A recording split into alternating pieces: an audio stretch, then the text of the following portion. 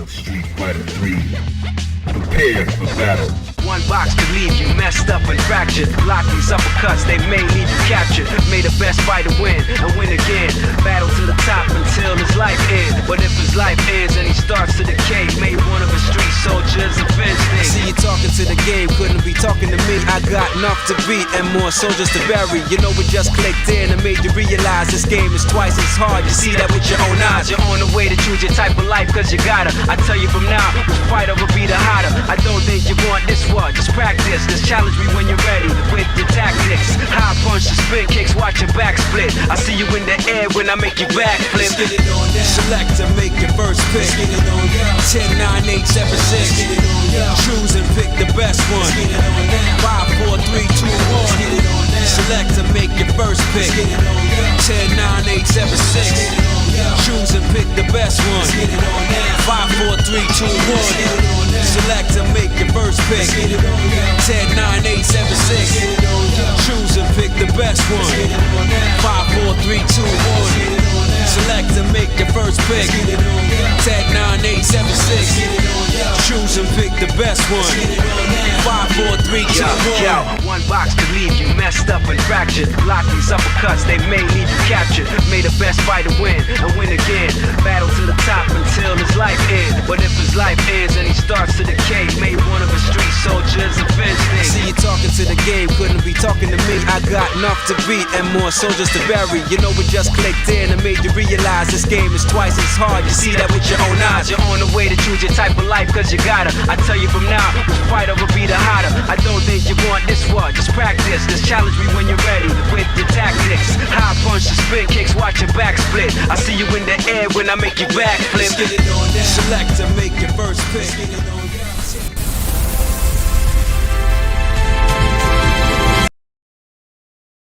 Pretty cool. You know, I always considered to have maybe at the end of that to say, the more you play versus the more you know. But anyway, what's up, students? Welcome back to the Gaming Academy, aka Gamer Quotient / GQ Asian Dude. I am the headmaster over here, and this is class session 63. And tonight, we're continuing a conversation we've been building deliberately over the last few weeks. Now, about how we play, maybe why we play, and what kind of relationship we want to have with gaming, especially moving forward this year. As your headmaster, I'm joined tonight by the faculty. If it's your first time here tonight, I'll be joined by Blazing Ace Nelson, Oliver, and holding it down while Nick is sick and out for today. We'll miss him dearly, but hoping he's back with us next class with his segment that we've been waiting for, because I'm excited for that as well. Now, we're going to be kicking things off with This Week in Gaming History in Memory Card Chronicles from January 25th all the way through January 31st, revisiting arcade classics, genre staples, and cult favorites that shaped how we play today. Ace then takes us into the tech, where tonight's lecture dives into the way of the spear, a breakdown of space control, positioning, and battlefield awareness across fighters, action games, and beyond. Man, maybe we should play some dive kick. And tonight, we'll also face another final boss, a reflection titled Choosing Your Pace, Playing with Intention Matters, but how you move through a game matters just as much. So grab your notebooks, grab your controllers, have a seat, because class is in session. All right, let's bring on the faculty over here, all the professors of pain, Mr. Ace and Mr. Oliver. Welcome, gentlemen. How goes? Doing the thing. It's cold, it's breezy, but we're here doing our thing. Yeah, it's cold, all right. So, turn up the heat today. How's everyone's week, and how are we doing tonight? Well, my silly butt did something foolish. I busted out Shadowrun for the Genesis for the young folks that hadn't seen it, and it turned into a thing this week. Like, one of the biggest streams I had in a while. People are like, yo, what's going on over there? Like, hey, I'm like, yeah, the doing the Matrix runs are important. I busted that out. I busted out Sim Ant, as you saw. Right? Awesome. Brought back the real classic. Heck yeah. Right? And Secret of Evermore as well. And I'm thinking about rolling in the Super Nintendo version of SimCity. since we talked about that. I'm like, no, that's the best. I don't care what anybody says. That's the best version right there. Pretty good. Green-haired Professor Wright, yes, sir. That's right. Unlocking some real core Mhm. memories and reminding us that Will Wright hated kids. He hated kids. He's like, you gonna learn something, you little bastards. Like, oh, I'm like, now I look at ants on the sidewalk. You know what I do? I leave them alone. I'm like, I know y'all down there struggling. You struggling. And I see a spilled candy bar and 3,000 ants. I'm like, right on, Y'all brother. can have that. I'm like, you get you some. I'm gonna let y'all be. I was always afraid of raindrops when I was playing that. Oh man, this rain will mess you up. And that one guy who would stay outside mowing his lawn every 3 hours. Man needs some hobbies. I was like, damn, go watch TV, man. Stay out of the yard. The most productive citizen I've ever seen. You know, he was really, really involved. I'm like, oh, this is a responsible homeowner. I'm in over my head.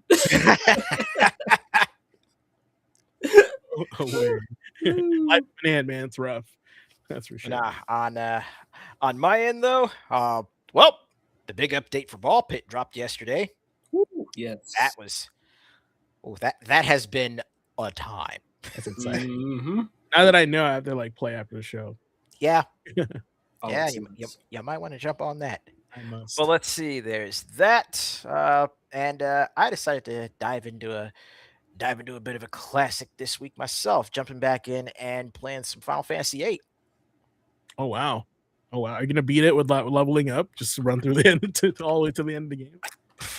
I haven't knocked off the rust yet. I'll probably try that at some point, but no, this is just okay. I got it on Steam. Let's see what mods can do for it, and off we go. Beautiful. I think on Saturday, Jago's can attest if he's in the chat. I was trying to get Samurai Showdown RPG to work on the Neo Geo CD. And I was like, man, this is so old. I have to find a BIOS for this and and find the right translation. I about gave up halfway because I was like, this is too crazy. I'm too old. Jago's help. That's fair. Send me the final product. But yeah, I want to play that game. I forgot it existed, so I'm excited to have it in English and actually just give it a shot whenever I get it to work. So fantastic. Awesome. All right. Anything else, guys, while we dive into our memory card here? Yes, sir. All right. Well, let's get to it. All right, guys. This is the part of the show where we go back in time, sift through our old memory cards. And yes, I do miss those little icons that represent our save slots in all those PlayStation games 1 and 2. Hope they bring those back in some way or form. But this is Memory Card Chronicles.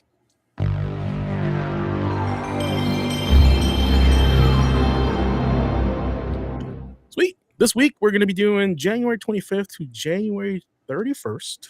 And we got some games on here. A lot of old, a lot of new, a lot of familiar, and some of them kind of sus. So let's get to it. The first one on the 25th. I'm the only one on this list. I wanted to throw this out here because I don't know if people knew this game exists. That rhymed for some reason. Oh, it's all right. This was Capcom's answer to their either 1942 or, if you guys know what game I'm about to say, props to you, but Varth. Varth was their top-down shooter that was really popular at the time, and SNK answered with Ghost Pilots. So I don't know if anybody has played Ghost Pilots on this panel. Haven't played it. I've heard of it, but haven't played it. Okay, cool. So let me throw on some gameplay here. This is literally 1942 on the Neo Geo. Imagine the Neo Geo. Top down, just like 1942 with the SNK sprites, right? I'm pretty sure this is the same world as Nam 1974 or whatever that game year was, right? When it came to top down shooters though, like that, I missed Ghost Pilots, but I was all in on Aero Fighters 1, 2, and 3. Oh, yeah, this was definitely before that. And Aero Fighters and Strikers 1945 were the like the popular ones. This was like predating that, and this is where it started. Pretty fun game. Check it out. I think it's on Amazon Luna. If you have a Prime subscription, it's included for free. For some reason, Amazon Luna just has a bunch of SNK games just for free if you have Prime. So check it out if you can, and give it a shot. Pretty cool. All right, what's our next one here? All right, let's look at this list. Boom, right on to the 26th, the next day. Let's do Aces first. Ace. This is a good choice because this is a choice I would have made. Oh, also. yes, brother. Tell us more about the Guardian of Heroes. So let's take into account how much we all love, Absalom and online beat 'em ups like Dungeon Fighter, or even going back to stuff like Dragon's Crown and even Golden Axe. But this bad boy right here, Guardian Heroes, like when it comes to evolving the beat 'em up, Guardian Heroes for me is like what SimCity, not SimCity, but what the Sims 2 University is to Oliver, as far as like recognizing that jump in evolving a particular genre or franchise where it changed the game. I mean, between the killer sprite work, the multiple stages and characters, the RPG upgrading, of course, using fighting game commands for like special moves for each of the characters, lane shifting like in Fatal Fury, and 6-player PvP. Excellent.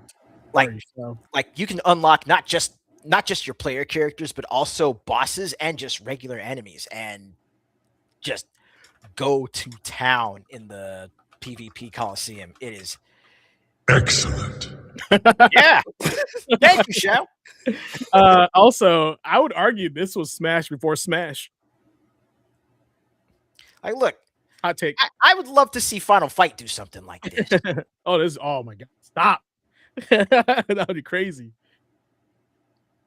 I love it. Especially if they decide to go, more like a high res 2D route. Oh yeah, they could totally make these graphics updated retro, and I don't know if they're watching, but if you're paying attention, please, that would be awesome. Give us some more. Look, here's my only gripe with Guardian Heroes. The most recent port was on the Xbox 360. Yep. It's been a minute. It has been a hot minute. The hottest minute ever, dude. We need this back. Second, please. Don't leave us hanging. Don't do that. Like, it's so hard. It's so hard with that stuff when you're like, yo, this is a certified banger, and y'all just leaving it. Oh yeah, like who does Treasure belong to anybody? Because Treasure's the one that made this game, right? I think Treasure's still around. Like they made Mischief Makers, and that was on the N64, and I don't know what happened after that.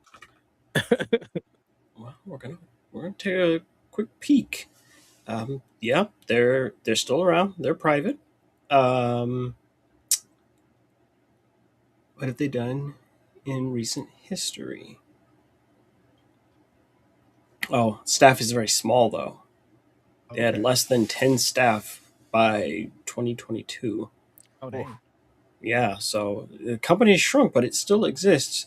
Their most recent release was in 2014 on a 3DS. Oh, okay. Well, was that Code Princess? No, right? That was different. No, that wasn't Code Princess. No, that was Code Princess was Atlas. Is called Geist Crusher God. Oh man, that's hardcore. Yeah. And they did Sin and Punishment Star Successor in 2009 on the Wii. So on the Wii. Wow, I didn't know they did that. Yeah. That's cool. That's a real shooter. Okay, so they still exist, but in a highly diminished capacity. Oh.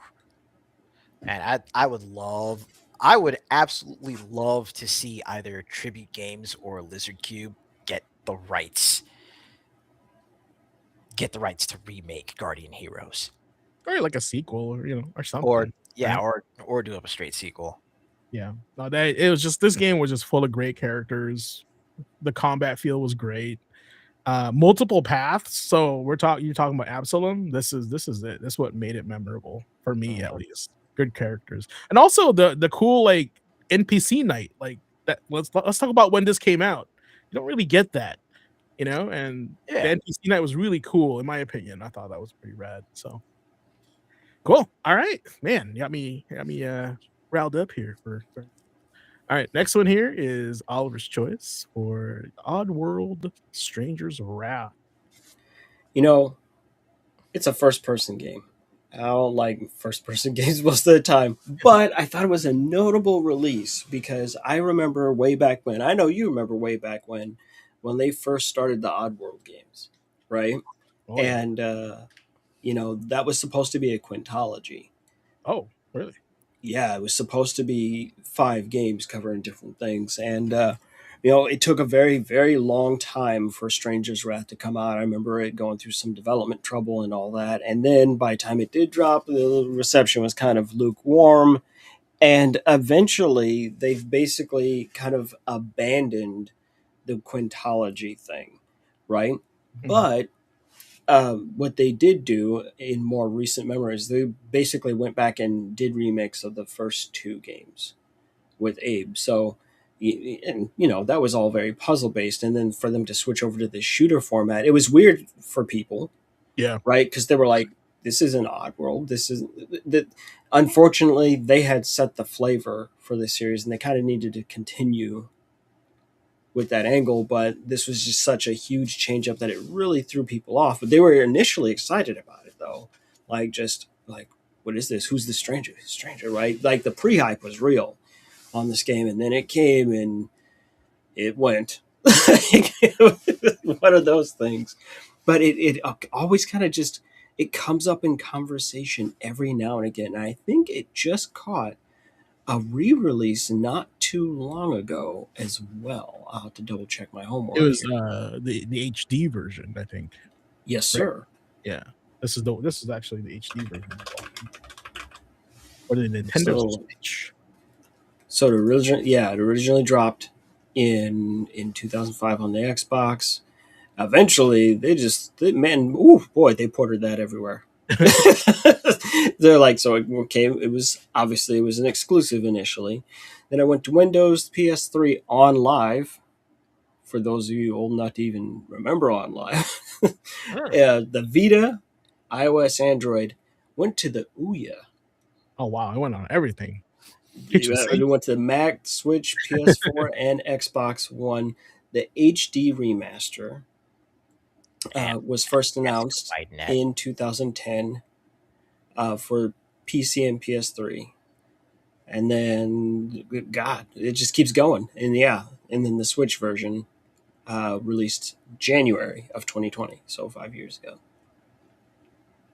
Okay. Yeah, I didn't know that was like a world building thing, Oddworld. I thought it was a brand thing, right? Because you had Oddworld, Abe's Odyssey, now you had Stranger's Wrath. I didn't know it was a project of theirs. And yes, and honestly, like this goes back to like the Kingdom Under Fire like situation where the first one was like very Dynasty Warriors-y, and the second one was more like strategy. So like if you're like a player that's like, I want to play the second one, and it's like a different genre, you're like, what the hell? That's not what like, especially if you don't play other genres but you like the IP, that's gotta be a slap in the face for the gamer, right? The consumer that doesn't do any research. I think this is one of those reasons. Like, they were probably expecting like a 2D platformer like Abe's, and they got first person shooter, and they're like, what the hell? Right. It got really, really weird and kind of threw everybody off. And after Stranger's Wrath didn't do how they wanted, they just flat out like took a break and just kind of left it. It's like, ooh, like I'm reading right here. After the success of Abe's Odyssey, publisher GT Interactive pressured the company to make a sequel for the PlayStation by Christmas of 1998. In order to make this happen, Oddworld Inhabitants broke from the second game of its original planned quintology, Oddworld Munch's Odyssey, and focused on a new game. In order to complete the game in 9 months, Abe's Exodus was developed using the same engine, added improved gameplay, quick save, more cinematic sequences, and more intricate backgrounds. Right, but it really did like mess with them like a lot. Because I mean, to put it this way, Abe's Exodus was never supposed to exist. It was just his Odyssey, Munch's Odyssey, and I think, yeah, Stranger's Wrath is like the third, and the rest of the other two are just kind of floating around out there. Out in the ether at this point. If they had a Right. plan, and then whoever was like, "Nope, you got to change it because this is what's hot right now." Of course, they would be like, "Oh man, we had it all planned out. Now we got to change everything." Is it match the other stuff? It's great. Yeah, the third game in the quintology was supposed to be called Squeak's Odyssey. And the basic concept of the game revolved around Squeak, who has been forced to live within a robotic life support device after his body parts have been repossessed. Title was mentioned as early as 97, prior to the release of Abe's Odyssey. Damn. Like, they really had an idea, and it just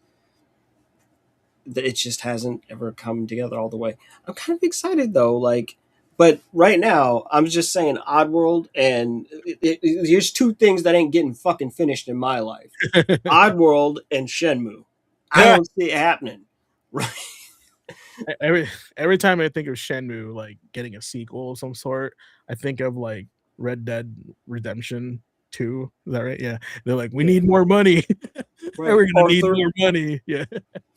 Like, oh my god, that's crazy. I mean, hopefully an indie studio gets it and they do it right or something. Just Right. Anything. yeah, anything, something. So, all right, here's another one of your choices here. I'm surprised by two things. I'll pop it on the screen here. One is one, I've never played this game, but I know of it. So many people at the store when I worked there quoted this game as like one of the most video gamey games out there, right? And two, I was like, Ubisoft? What? Like, wasn't the first one? But they weren't by Ubisoft on the first one, right? That's why I'm like shocked that I see Ubisoft on the number 2. Yeah.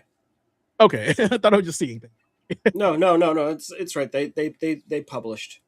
Okay. For a Grasshopper on that one. Yeah. Okay, well, tell us more about No More Heroes 2.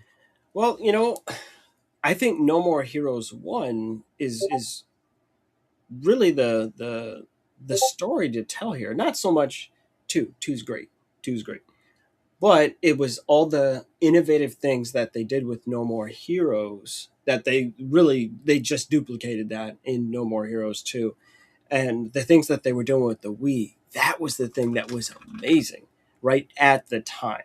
Yeah, this is perfect. And, I remember when I had the Wii, I sat down and, me and my wife were sitting in the living room and started playing it. And just I knew that somebody was smart, right? Going to go do that first boss, yeah, okay. Spin the controls and the saber controls, yada, yada. That's great. But it was when Sylvia called him on the phone and you have to hold the Wiimote up to your ear to hear the damn phone call. That's cool. And I was like, this Suda51 motherfucker is brilliant. She's like, what's going on? I was like, no, I'm on a phone call. She's like, shut up. I was like, no. And the whole conversation is coming through. So I'm sitting here. I'm like, okay, word. That's what's up. All right, I'm going to holla at you. Right? It's just, he sold it. In fact, look, I'm not kidding, kids. This is serious. When the game dropped, at any time, and even in No More Heroes 2, if you get a call, you take it on this damn Wiimote to the ear, and you're like, what's the word? What's the biz? But it was brilliant use of the technology that really made it shine. And No More Heroes 2, Suda51, him in straight up sequels. It's not as frequent as you would like. I think we'd all like to see a follow up to Killer 7, but Suda 51 it tends to be very he's eclectic, right? That's He's a word. Yep. right. He's eclectic. He is incredibly what's the other word I'm looking for here? He's very eccentric, but he knows what he's doing and what he wants to achieve with it, right? And so obviously, he followed up No More Heroes, catching everybody's surprise with this one. He added in dual blades. He kind of simplified the flow of everything, and because there were some sticking points with the original game, but this has been released multiple times as well, right? And it did catch a Switch re-release. I'm trying to just double check here. Let's see. There was a PS3 port of the original No More Heroes that had some content from 2. Yes, sir. Yep, a couple of the bosses from No More Heroes 2 show up in that HD remake, right? But as kind of like a dream sequence, as to not interrupt the flow of the game, so you could have your cake and eat it too, right? But just eyeball it. Most recent release was actually Windows in 21. Oh, wow. Yeah, so they dropped it on the Switch in 2020, Amazon Luna in 21, and Windows in 21.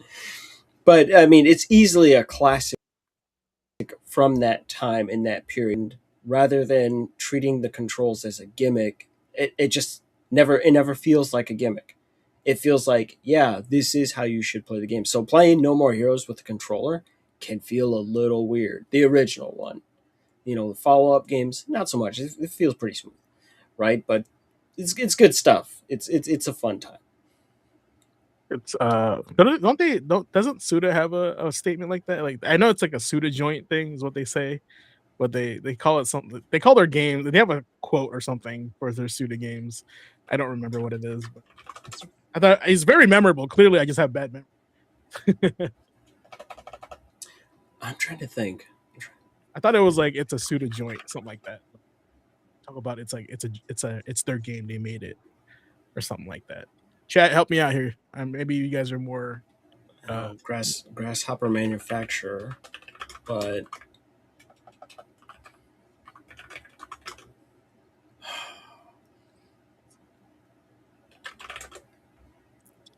I'm trying to remember.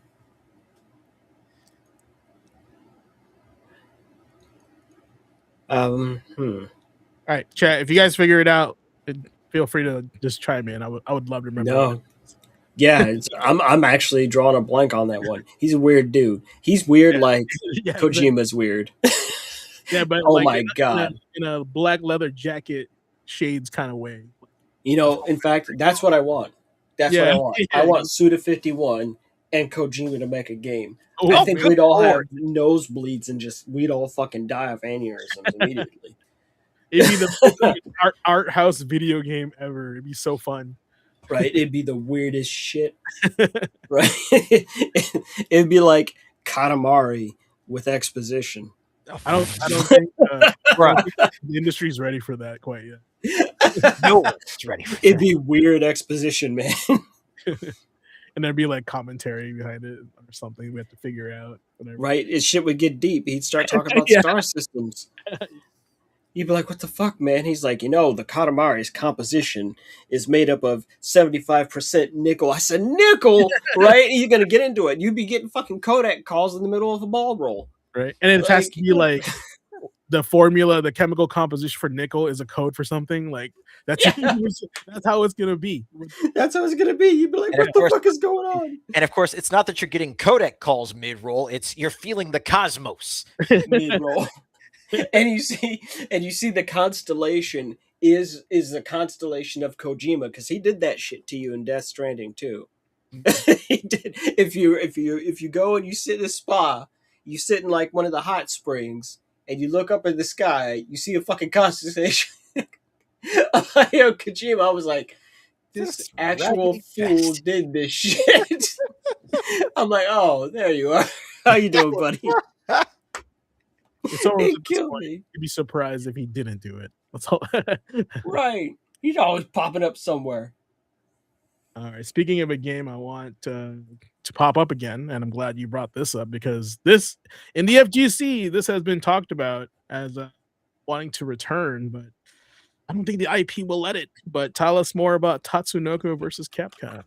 You know, I think Ace is probably better equipped to tell Please. you about it. But there's one little fact I wanted to bring up before because I'm like, nope, I'm gonna pass this over to Ace because I know he's probably played it more than I have. Right? But one of the main things that got this game to release stateside, because it wasn't gonna come out here. Like I distinctly remember this. Capcom was like, you know, Tatsunoko is very, very, very Japanese. It's too niche. We don't think most American audiences are even going to know who the hell these characters are. Yada yada yada. And one of the absolute supporters, the person who pushed to get that game to come out stateside, you'll never guess who. You ready? Should it? Napoleon Dynamite. John No Heder. way. No. Yes. Wow. Yes. He was like, yo, he's like, no, we know about Tatsunoko. He's like, get that shit out. No, if you go looking it up, and you're like, huh. Yeah, John Heder. Yeah. Header? No, he was the guy that was pushing really, really hard for it. He was like, no, I'm all about that fighting game life. Because that right there is one of 2 Wii games that I actually owned. I also own it. Did they like quote this in the movie at all? Like, like that would be kind of fun if they did that, right? Ah, the art's so cool. But nah, Tatsunoko versus Capcom is a once in a lifetime crossover because of just the characters that were represented in this game.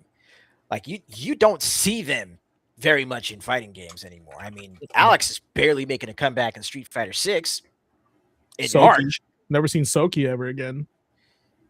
Yeah, Soki. Hell, I'm still mad because like literally my favorite team in that game was Alex and Batsu. Team Capcom, I see.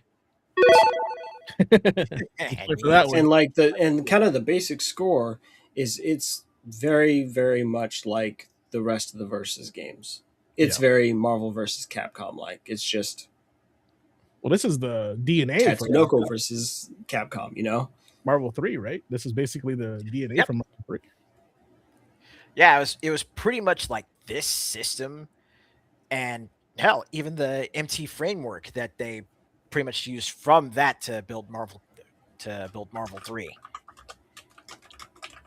Well, I mean, I think someday we may see this as in a collection, but it's going to be. I think the Capcom side is okay. It's a Tatsunoko side that's going to be because there's a whole bunch of licensing to navigate. Yeah, I mean, Tekka Man is in this, so Tekka Blade, I think, is anime. Like, that's the character I picked.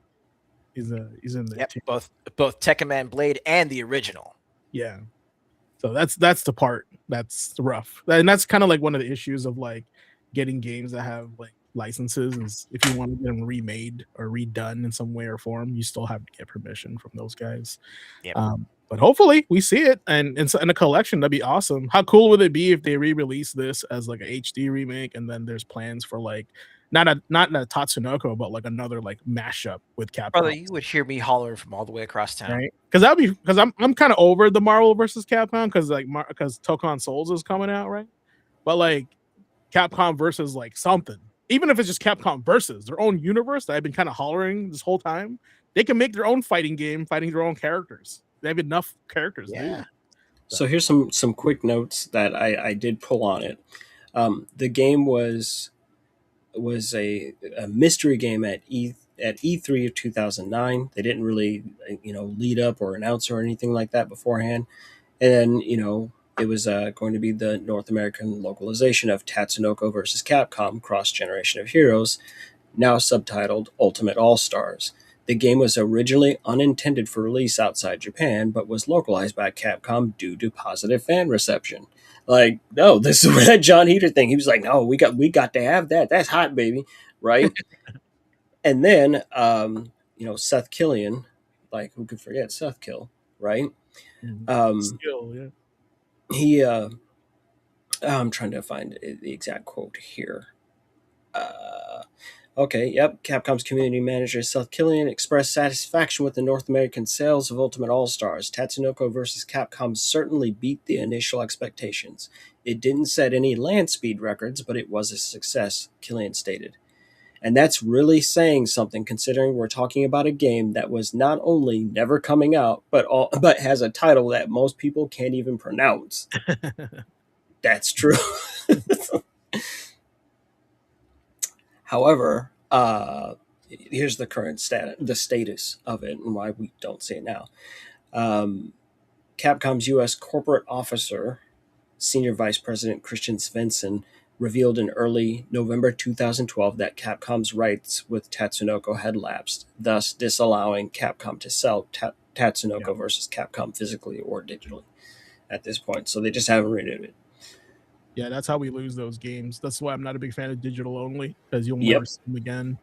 I think one of the saddest gaming moments for me was probably in like 2010s ish, where Konami lost the rights to The Simpsons and X-Men, Oh, and you weren't able to get the arcade games anymore, even as a port. Like they were like digital downloads, and so they were just lost in time. Like that's it.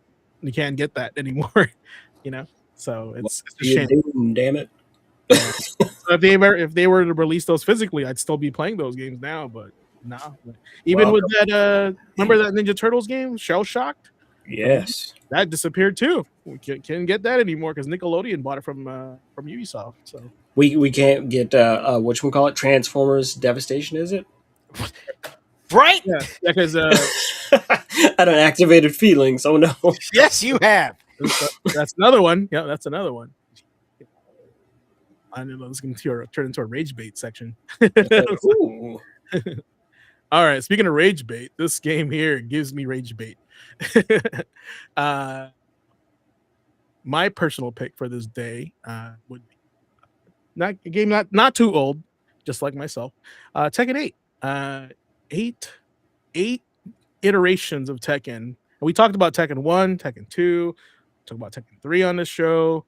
I talked about personally how Tekken 4 was my reawakening, my remaster of Tekken. Like I kind of give it up on it after 3. 4 brought me back with a character I really liked, and that would be Jin, the protagonist you see on the screen over here. And 8 is kind of like his finale, and it only took 4 more games to do that.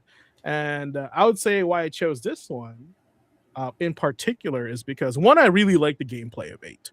It's the fastest Tekken that I've ever played. It's the most and I hate using this term, but aggressive Tekken, because I read from an article that 7 was very defensive, and at Evo people were basically falling asleep because people were backing up too much.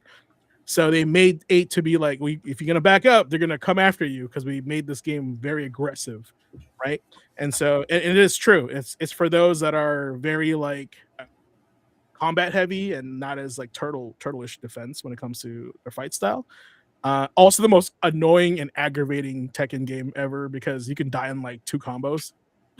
So that's also frustrating with that. It's not a perfect game, but story mode, it's got Tekken Ball in it, and a pretty decent roster of characters, costumes, etc. And great soundtrack. For some reason, this just hits harder, pun intended. No, wait a minute. Tekken 8, is this the one that has Negan as a playable character? That's 7. That was 7. That was 7. Okay. Yeah, that was 7, and that was design. Yeah, that was definitely designed to grab attention. Wait, this one has Noctis. That was 7 also. Damn. This one has Clive Rosenfeld. Oh, okay. Yeah. All right. Should have been Tifa, but we get. Yeah, no. Yeah. Noctis and Geese Howard were in 7. Yeah. By the way, Geese Howard, excellent choice for a Tekken game. Akuma, excellent choice. Bring other fighting game people that don't play Tekken into Tekken by those characters. I think it's a fantastic idea. Matter of fact, I'm surprised Terry Bogard is not in this game because he's in everything. He's like he's basically the Tom Holland of fighting games. Like he does everything. So, but yeah, I know. Like I play this with Andre in chat. Uh, the best thing about this game, guys, it's functional netcode. Because in 7, I wanted to rip the hair out of my head, even though I don't have any.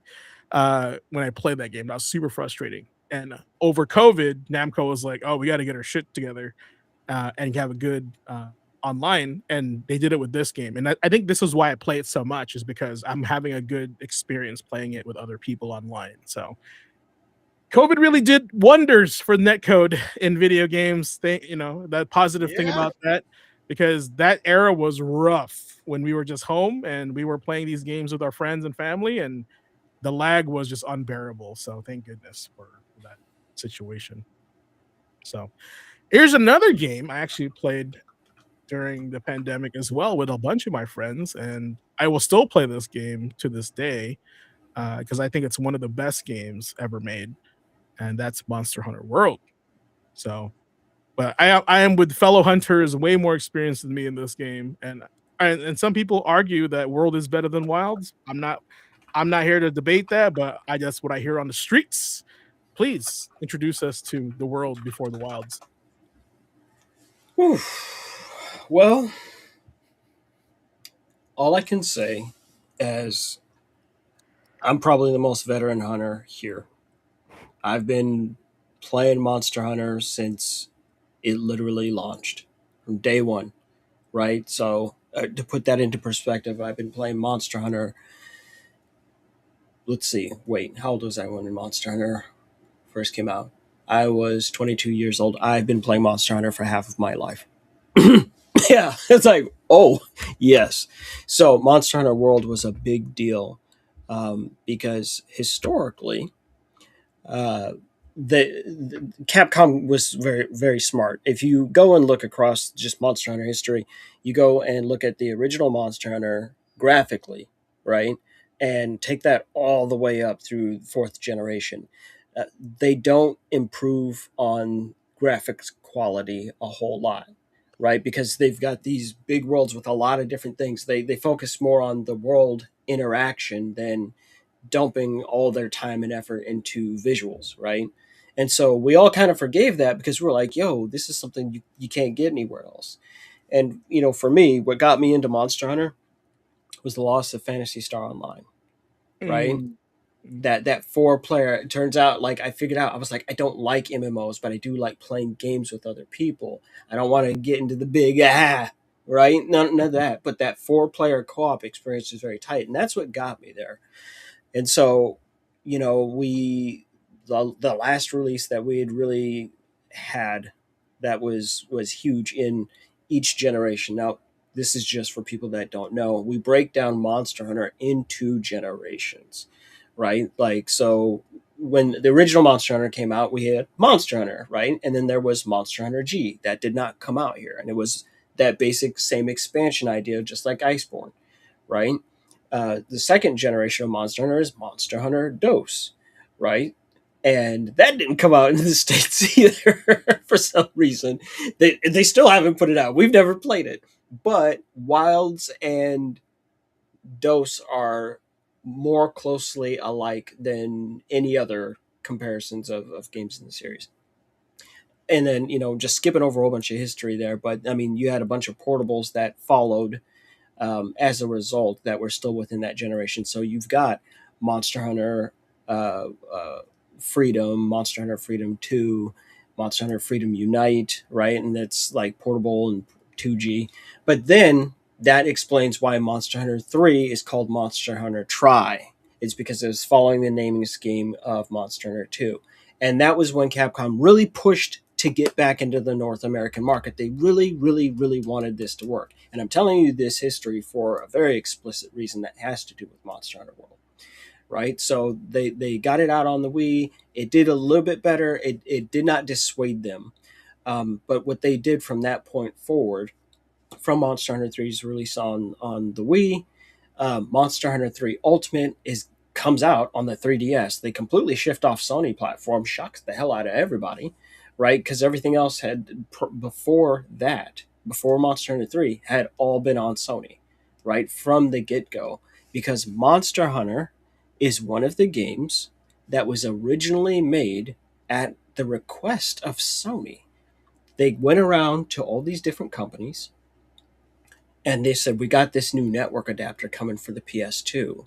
Can you make a game that would help support that and justify people buying it?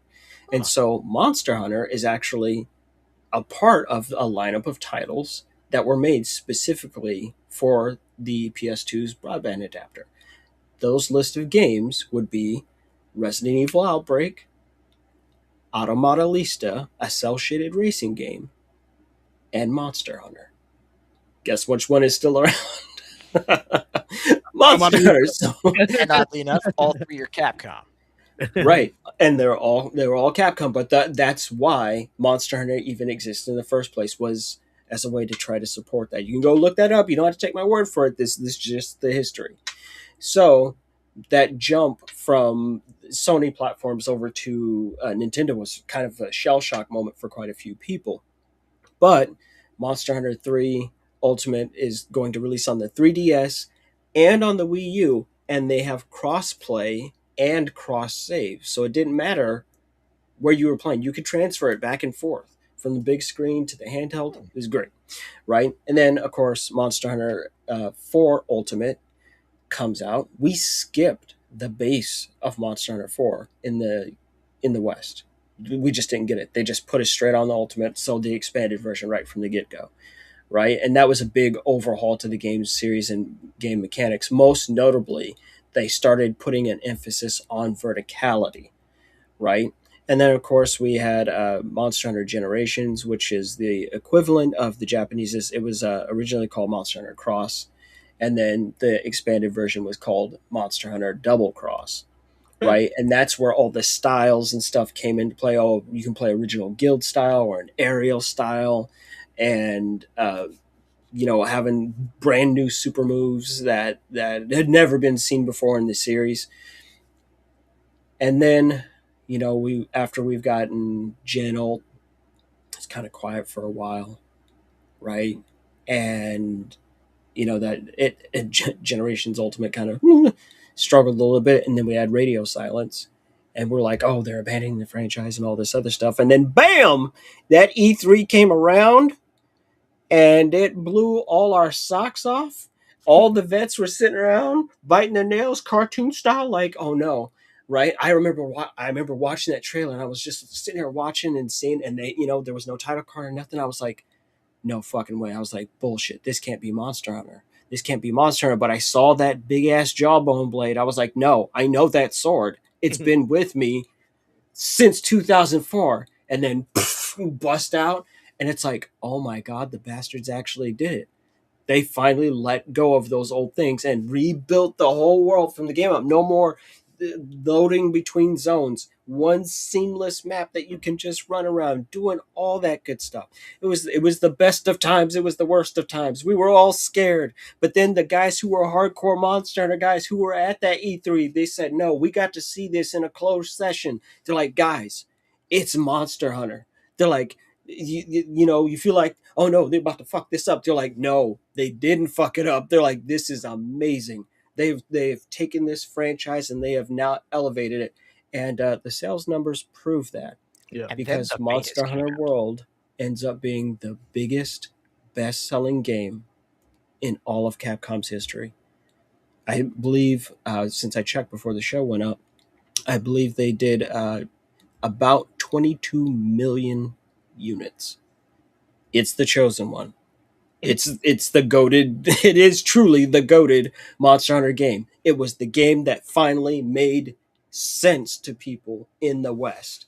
Like, oh, you go out there and beat ass out there in the streets. Then you take their skin and make a new coat and then go out and beat more ass. We're like, yes, we've been doing this for decades. Welcome to the party.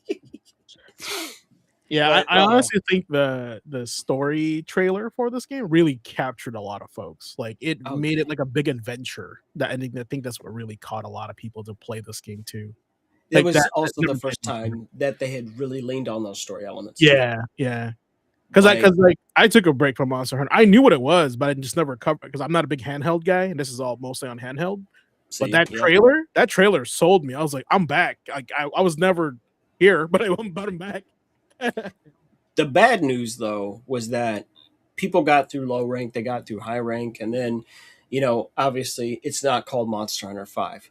They said we want to get away from that numbering scheme Mhm. because we don't want people to have to feel like they have to play all the Yeah. other ones before they can even jump in, and that's why Right. it's called Monster Hunter World because the word world, they're like everyone gets to play together. It used to be everyone was region locked, Yeah. and so they were going, no, the world gets to play together, and it's got 5 letters. That's why that's literally it. Like, oh no, look, Monster Hunter 5. It's like, oh yeah, no, that's slick.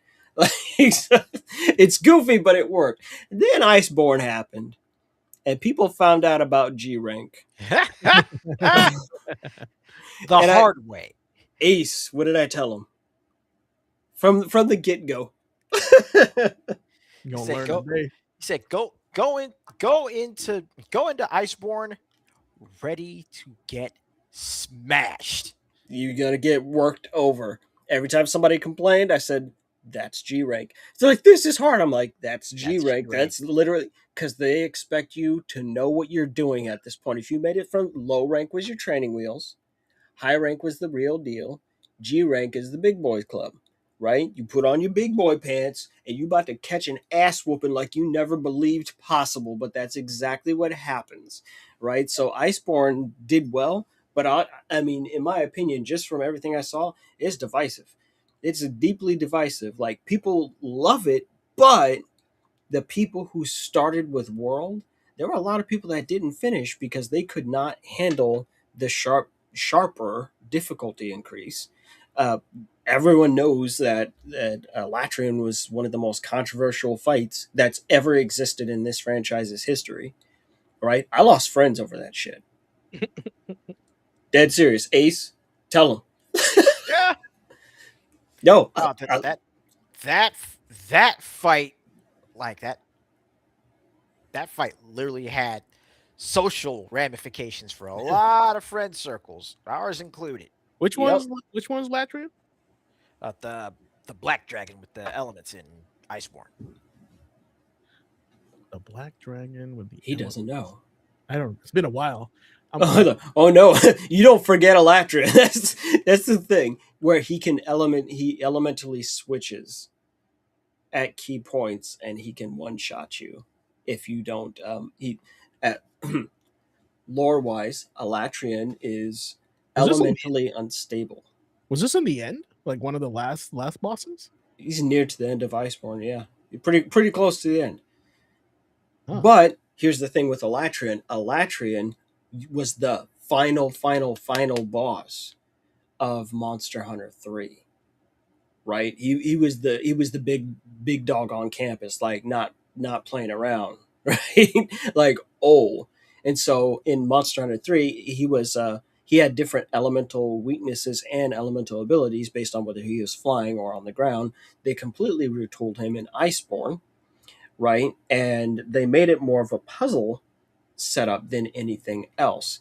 And so depending on which version you saw as a mission Yeah. on the quest screen, depended that influenced what element you needed to be using against him. So if the quest is called Blazing Black Twilight and you see all the fire around him, it means bring an ice weapon. Yeah. And then basically what you're doing is he is very slowly charging up to do a complete party wipe attack. You cannot flee the arena once you're in it unless you get carted out. Like it's a messy. Initially it was a very messy fight, and you have to keep slamming him with this element. Yeah. Right. Sounds like a raid boss, an actual raid boss. They basically used raid mechanics. Yeah. Yes. That's cool. And you had to keep hitting him with this element until you got a message that said, hey, you shut down his element. now you've just made that big super attack survivable, Yeah. right? Like it was one of those things. Cool. And then it's like, but wait, there's more. So if he's on fire initially, then he goes, no, I'm gonna change element, boom, and suddenly he's all dragon damage, right? And you can't do anything about that. And then he goes to do his big move, which is called Eschaton Judgment. He is invulnerable. All you can do is prep up and get ready for this attack. If you did not weaken that element in time, You did. you're dead, right? Long story If short, pick a god and pray. right, you're going down. So you watch people cart out of that fight inside 4 or 5 minutes. But there was one other mechanic. His elemental nature was tied into his horns. So during some point during Dragon Phrase, you needed to snap off one of his horns. And this is where the tricks of the mechanics came into play. So once he finishes that Eschaton Judgment, right, and if his horns are intact, he will then change to a new element. So if he started off as fire, now he's ice. And remember, this is world where you carry one weapon. So now you're just hitting him with an ice weapon, which is not affecting that attack, which means you're not going to shut down his element, which means you're going to wipe. So you got to have a plan. But if you break his horn, it disrupts that cycle and he will stay in his element, right? Mm-hmm. So if he was on fire and he went into his dragon mode and you broke a horn, when he finishes Eschaton, he'll stay in fire and you can continue to beat him down, right? But it was a complex fight with multiple layers of things that you needed to understand that were not negotiable. And people got really mad that they had all these builds. Oh, I got this high DPS build. Oh, blah, blah, blah, blah, blah. I don't want to use element, blah, blah, blah, blah, blah. No, the screaming was real on social media about this shit. It was a fucking horror show. It was one of the craziest things I've ever seen. And just as an aside, the joke is this. Elatrian comes out and my wife is pregnant with my son, right? This whole fight, my crew that I was playing with, we worked at it for 14 hours until finally I was like, I don't want to do this anymore. I'm not having fun. I was like, people aren't listening. They're not doing stuff. They're not trying to win the fight. People go away. I'm like, you know what? I'm going to go solo this motherfucker. And he is designed to be fought as a group. And I walked in there and I kept throwing myself at this wall, picking him apart piece by piece. And then eventually, literally 1 week before my son is born is when they released Fatalis, the last serious update that they did. And I went in there and I soloed him. And Fatalis has been around since the original Monster Hunter, and I never got to fight him. I think Sonoris is asking if they want to link that video. Yeah, go ahead. Yeah, no, I took beating his ass. I turned that into a science. No, like that's my guy. I should have a tattoo of Elatrian's corpse on my leg because I swear, look, on God, I went on a rampage. People were like, oh, and then once people started to come back and they, everybody, the cooler heads started to prevail and they just looked at, they're like, you're soloing this guy? I'm like, yes. I got so good at fighting Elatrian and getting the elemental shutdowns and controlling the breaks that even if we were duoing, I'm like, nope, I'm so efficient at getting that elemental damage in, I can carry all the weight for 2 people. I can do the elemental damage of 2 people by myself. So I'm like, no, we're going to get you through this fight. What's more important is that you stay alive. And more people started to notice my strategy of, like, how is it that you're winning? I was like, man, this is a marathon. It's not a sprint. I'm like, not only am I going down into that fight because I can't retreat to get new things, I'm going down there stacked to the nines, defensed up, like, nope, you're not going to hit me with a single bad status. I'm not going to allow it. I've got all the drinks. I got drinks for my drinks. I got stuff to make more drinks. I was like, come on, motherfucker, we're going to fight. Like, I Rocky Balboa'd the shit out of him. Like, how are you winning this thing? I'm not winning. I'm staying alive. Right. And so it was a very important lesson for people to see that. Right. And just taking them through that process. But, Monster Hunter World is a huge, huge, huge, huge game that had ramifications across the board. some would say has negative ramifications on Monster Hunter Wilds, right? They made things even easier in that game, but that's a different topic for a different day. But it cannot be overstated that Monster Hunter finally did what it was trying to do over 20 years ago, which is to get people out there, learn the monster, see what they're doing, see why they're doing it, right? You could almost argue that Monster Hunter and Dark Souls are distant cousins in the idea of one, once you swing your weapon, you're kind of committed. That's the thing. Like, the weapon is swung, the movie is done. It's animation locked, right? But it's also about paying attention, right? I remember, again, way back, half my life ago, getting the shit kicked out of me by that Rathian for the very first time in Forest Hills, sitting on the PS2 in my aunt's basement using the world's slowest broadband connection you can think of, trying to play this game and realizing just the moment, the first tell I ever saw on a monster, I was like, that hoe just took a step backwards before she backflipped and kicked me in the face.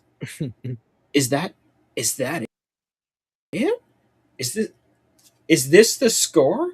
I'm like, just wait for the tells, right? And she just always, every time, and new people, I can't handle this. I'm like, no, you just look. They do specific things, and she'll just go, boop, step backwards, and then kick you square in your shit. Now I'm like, go ahead, take a step back so I can slice that tail off.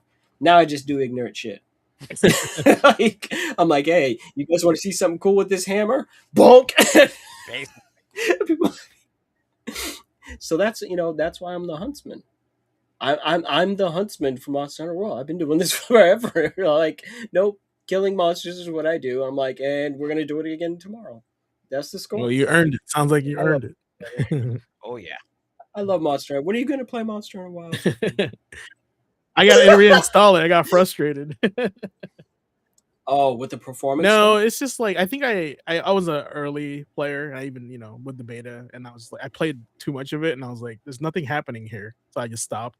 And then I just kind of got distracted, and I didn't follow up with anything. So I can't believe that Ace. We're gonna have to double team him. Gotta take him out. yeah, I Right? heard Final Fantasy 14 stuff was happening, and I was like, "Oh, that's cool. I'll get back into it." And then stuff happened. Oh, don't worry. We'll take you for an enthusiastic walk. Oh, Oh yeah, it'll be fucking funny. You're gonna have a good time.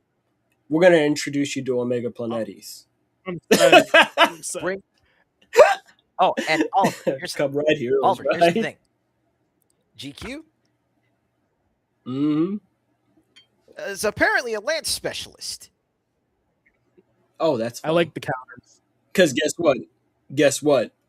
You need someone who plays Lance when you're fighting Omega. Like, no, it's practically required. I had to learn Lance. That was the last weapon I didn't know, and I learned Lance just to do that fight because I wanted to win more than I hated Lance. I like that comparison. That's how everything works with me. Like, when I sit down and I go and do a thing, I go, nope, I want to win more than I don't want or don't want to do this thing where am uncomfortable. I learned longsword to kill a Latrian. I fucking hate longsword. It was effective. I wanted to win more than I hated that weapon. Right? So now my goofy ass is on some Afro Samurai Bushido bullshit. I'm all chink. I'm like, why do I know this? I don't want to play this weapon. It doesn't matter. I play to win. And winning, getting there, playing with purpose, That's perfect. sometimes requires you to do things that you wouldn't normally do. It comes down to this: when the Latrian fight happened, and a lot of people tapped out. Like, if you go looking up, no, a lot of people quit Monster Hunter at that fight. And I said, well, the math is simple. I just want it more than you do. That's the difference. I wanted the win, so I was prepared to do what I needed to do to win, even if it was something unorthodox or unfamiliar or That's any a of that winner stuff. mentality. I came up with I came up with crazy strategies. My favorite thing, and then I will shut my ass up for a few minutes so you can. My favorite strategy was when I would go into that Elatrian fight. And I talked about breaking his horns. Well, he's only got two. Eventually, you can't stop him from changing element. And then I'm like, he's going to shift into a position where I can't elementally hurt him.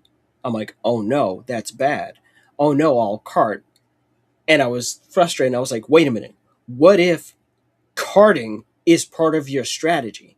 You can only go back up if you cart. I'm like, so what if I set it up to where I cart at a very specific time and I build my suit in such a way that it's practically the same except for the weapon and the necklace, right? So I could jump up in the camp, restock everything, go bloop, grab the opposite longsword, element longsword, put on a new necklace, and jump right back in there with him and continue the onslaught. Failing became a part of the strategy. I was like, no, it's not a failure if it's part of my plan. It's like, you fucking dummy, you just gave me an opportunity to hurt you some more. Taught so many people about sometimes a good offense is actually a strong defense. When people scream about, oh, my DPS, I'm like, your DPS is 0 if you're dead, you moron. And it's for that reason that I always like, making vampire builds in Monster Hunter. Yeah. Because it's like, I hit this thing, I keep my health topped up. If I can survive long enough, I can help others heal or just, keep zipping around like the annoying little fly that I am. And my last tiny story, tiny, this short, to the very end of Monster, when I went in there and I soloed Fatalis, right? And I was like, and the reason I had to go do that was because I was like, man, I'm about to become a father. I'm 38 years old. I'm going to be a father. I need to go do something really, really, really hard to prove to myself that I'm worthy of this, right? And that's why I did not allow anyone to help me, right? A week later, he's born. But before he was born, I got to go and do those hunts with the Capcom team. So the current community manager for Capcom was Jono Vanguard, and back when he was UK community manager, Soxy Bear. No, we all went and fought Fatalis because I didn't really hunt with too many people outside of a group, so I had no concept of my skill. And the best part is the final kill I did on that guy. I was on there with a switch axe on his head, and the fucking elemental discharge blew his head clean off. It was while he was flying. It's glorious. It's one of the prettiest things you're ever going to see. Like, oh, okay, this black man done went crazy. I said, I'm a dad. I don't have the luxury of principles. No, we kill monsters and we go. We got shit to do. That was it. Like, that was a huge moment for me. It was a huge validator. So Monster Hunter World is always going to be a part of my life because it allowed me to share something that I love with people that are now friends and close ones to me, right? Monster Hunter does something special. It forms bonds, like an MMO used to, right? Like MMOs used to. Now everyone's just an asshole. But no, Monster Hunter, when you get a hunting crew and your shit works, they stay together. It's just the way it is. It's a beautiful game. That's the reason why I can still get in hunts with Oliver. Yeah, Well, hell, he started me on World. Mm-hmm. Yeah, I would say He said the Monster Hunter effect is like you're only as strong as your weakest player, right, in your team. So that's you're responsible for everybody, each and every one of the team members. So I love it. There's a reason the boys call me coach. Look, I ain't playing. Look, one of my boys.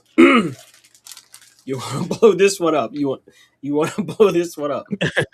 Got me a big ass Stein. Oh, with ninja content on it that says Coach OPC because he's my most killed monster in World because everyone was scared of him. That was literally why I hunted him. I have like 400 or 500 kills, I think. on Nerdy Gigante alone. The just regular, not even counting Ruiner, which is like 300. No, I dropped so much time up in there, it's ridiculous. No, my friends call me coach because I always got a tip. And if there's a hunt, there's a hard hunt, I'm gonna show up and go, let's go kill demons. Like, I'm not playing. The second I show up, everybody breathes a little bit easier because they know I play for keeps. You know, that's just how it is. So yeah, you're gonna come play Wilds with me. You're gonna have a fucking ball. You're gonna have a blast. There you go. Now I'll be quiet. That's a Monster Hunter ad if I ever heard one. I sell games, man. I sell the shit out of those games. Well, that is one of the best Memory Card Chronicles we've ever had thus far. So that was awesome. So thank you for that. That was pretty good. That is what it's all about, right there. I've got just that one little minor mention for today in history. A game called Pizza Tower. I've never played it, but I hear that people who love the Wario, like Wario's Woods, like are huge on this one. Like, or again, this is kind of vague. I've only caught some videos of it, but this is a huge, huge, huge game for people who love Wario, right? It's like super fast paced. It's frenetic as shit. It is goofy as hell, right? Like top tier goofy. And it's I don't know how to explain it. It's just it feels like an old Nickelodeon, possibly Liquid Television from MTV fever dream kind of a game. And this is the intro, like leading into it. It's like they don't lean too heavy into the story. You just kind of get in there and you get up to some top tier nuts. See, they be doing JoJo type shit. But no, it's a very, very popular and extremely, extremely well-reviewed game. Like I don't know. I don't know. But let me take a look. Art direction. It's goofy. Let's put it this way. Right now, I'm looking at it on Steam. Of English reviews, it has 44,092 overwhelmingly positive reviews. Oh my god. Yeah, that is Wario. He has the Wario Dash. It's that kind of goof. Like there's something going on over there with Pizza Tower. But I was like, no, if I don't mention that on behalf of somebody, they're gonna be angry at us. I'm like, I'm not trying to get in trouble. Right. I already want to see the speed runs in this, how quickly they can do this. Oh, I heard they're nonsense. Again, I watched it on YouTube. I'm like, I have no clue what the fuck is going on. I was like, I don't think I'm ADHD enough for this. Oh, I was like, no, though, that's so 90s. Am I watching a Trapper Keeper? See, Andre is saying a lot of people considered this a Gotti when it dropped. Like, no, this was a huge game. Like, I only know about it because people kept talking about it like crazy on Twitter, right? I wasn't even like, it wasn't like I found about it through a website. No, everyone's like, no, Pizza Tower. It's like great. Battletoads meets Wario with a dash of Ren and Stimpy. Oh man, it's top tier goofy. I love it. Not actually the fact that you brought it. I want to check it out now afterwards. That's part of Memory Card Chronicles. I want to see the stuff that haven't heard about yet. So. All right. Well, Ace, are you ready to chat about your pick on the 27th here? Another world game with monsters. Yes. Another world game with monsters, but not quite the ones folks might have been expecting. But, ooh, man, Digimon World, like this bad boy dropped in the middle of the first Pokemon craze, right?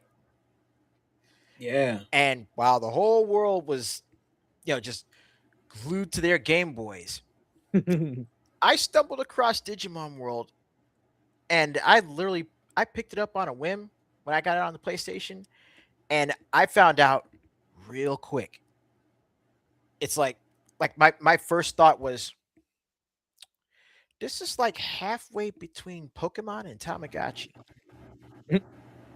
And I didn't know how close to being on the mark I was, because Digimon World, specifically the first game, actually put more of a focus on the breeding sim. And that really set it apart and made it a lot easier to, really get into connecting with the monsters and their different evolutions outside of the anime. I mean, this game right here is basically what made me a Digimon fan.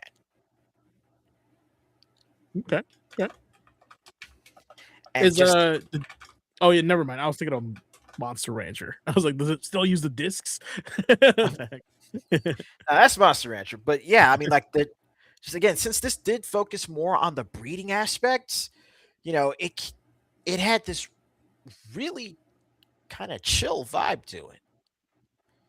So I would be spending a lot of time after school just sitting down, slowly working my way through the story, but more than anything, just like, working on training the different Digimon, managing feeding them, managing making sure they, actually go do their business when they need to, so they're not dropping digi biscuits everywhere. Nice. But it was just a fun time, and it, because of that, when Digimon World 2 came out, I was like, "Oh, I'm all aboard. Let's go. Let's do this." And damn near every game since, and every season since, I was on it. But it all started here. This is a patient zero. Cool.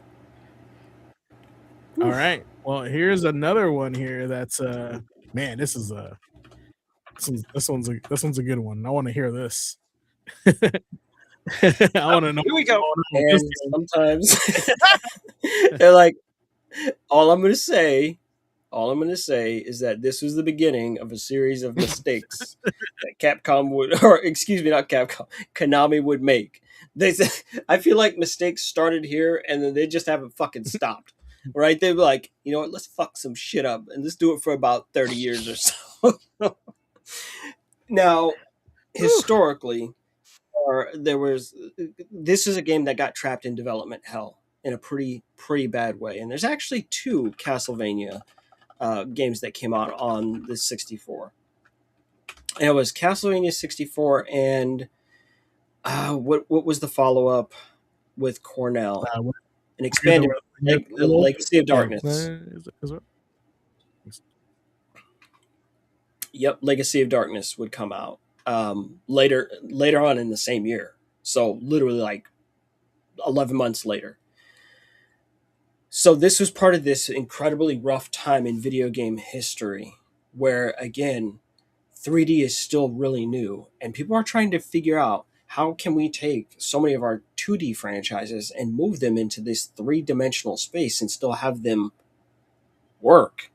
It's like thinking about Super Mario 64, just as an example. It's like, can you take a Mario game, put it in 3D and make it still Mario? And turns out the answer is yes. And to do the same thing here with Castlevania. And brother, they struggled.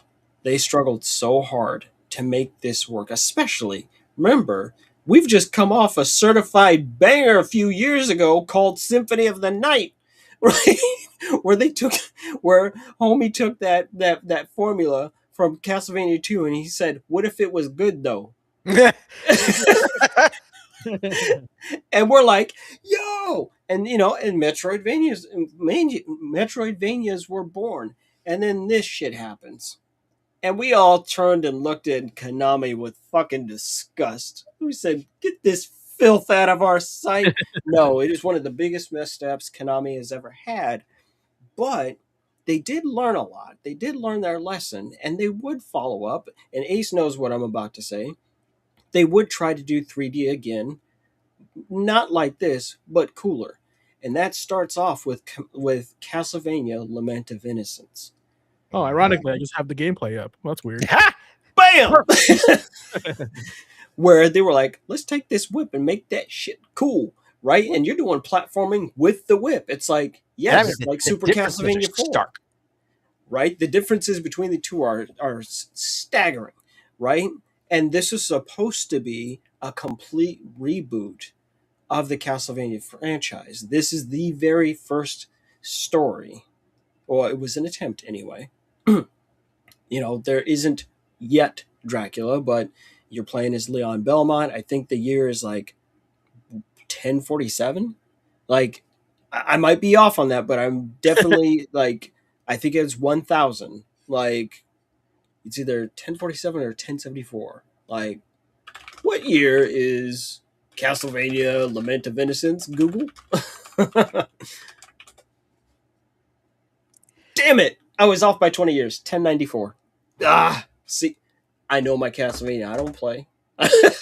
I don't play. This is my jam, right? And Lament of Innocence tries to give a beginning to the Dracula and Belmont conflict. And then, of course, they follow up with something that is an absolute banger of a game. They haven't done better since, right? Like, no, as a fact. And that would be Castlevania Curse of Darkness. And you are not playing as a Belmont, but it takes place just after the events of Castlevania 3. And you are playing as, who is it, Ace? Hector, right? The one man in Castlevania with a Mexican name. That's okay. We're like, you know what? That's fine. But it's all about Hector and Isaac. And where do all the monsters in Castlevania come from? Well, it turns out from Devil Forge Masters. So you see, my man Dracula is smart enough to not micromanage and delegate his shit. So no, it's two humans that make all the monsters that you actually see throughout Castlevania. And Hector's basically had a change of heart in this story. And he is done taking part in this shit. Isaac's like, oh no, you're not done. You're done when we say you're done. And so Hector has to go back through and redo everything that as a Devil Forge Master, and finding these innocent devils, and you raise these motherfuckers like Pokemon. But this is all built off of what they did with Lament of Innocence. They brought back the more Metroidvania-like exploration elements. There's more RPG in it. Like, they actually started making it work. And then they got smart and realized, you know what, let's just leave this 3D shit alone. And Soma Cruz. We're like, we love that guy. But no, the Castlevania and Legacy of Darkness are two monster-sized, not a joke, blemishes on Castlevania history, because it was clearly an example of a team that did not know what they were doing with technology that they had. And it's a great lesson in what not to do. Bingo. Man, I feel like I'm basically just picking up everything that Nick would have dropped. Right? Like, I'm like, no, I'm doing double duty this week. I got to carry it for him. All right, this one I've seen a lot of people play, but I have not played it myself. But I've been looking at playing it when the mood strikes. This is on the same day. The same fucking day. Ace, what is the phrase most associated with me and Dying Light? Ahem. Two-legged thunder. Here's the scoop. Raw facts. Here's how it is. Dying Light, first-person game. It's one of the games I love the most, because one of my biggest criticisms of a first-person game is if I can look down and see my body. And you're like, what? Yes, if I can look down and see my body, my physical body, and see my legs, I know that you're not half-assing it, right? Because where my body is in real life, in space, is important. I need to know if I'm rubbing shoulders up against something that's going to bite me. I need that same shit. Dying Light does it perfect. When Dying Light dropped, most journalists were trying to ignore it, and they didn't care, right? Because this is a follow-up by Techland, and it's not a sequel to Dead Island, but it was the thing that they worked on next. So this was one of those games that was just going under the radar. This game is also responsible for the biggest stream I ever had, all because I took a chance on it. On launch day, I had like 500 people watching. They were like, yo, what the hell? This is amazing. This is a crazy game. It is. It's an absolute crazy game. They took the formula of Dead Island, made it faster, gave you the free running. The actual dying light part of the game is what makes it unique. Because yeah, you can do all your free running during the day and all this stuff, and you're jumping off shit like you're seeing there. But once it gets dark out there, boy, woo, there ain't no light, and there's big, bad, burly, awful things trying to get you. The the chase, the chase of getting chased by a volatile is one of the scariest things that's ever going to happen in a game. I don't think any horror game has topped it. I don't care. I don't Silent Hill, Resident Evil, no. Being pursued by a volatile when you are empowered, you're like, no, I can do crazy free run. I can be jumping and tick tacking off of walls, and they will stick right on your ass the whole time. It is one of the most terrifying things in game history, and they executed it basically perfectly. This game has caught so much DLC and so much support. They put in like over 10 years of support on the game. There are so many versions of it out with monster-sized DLC packs. This game is so big. Let me really make it clear. The game is so big that they had a game they were working on that was supposed to be called Hell Raid, a multiplayer game, but they canceled it.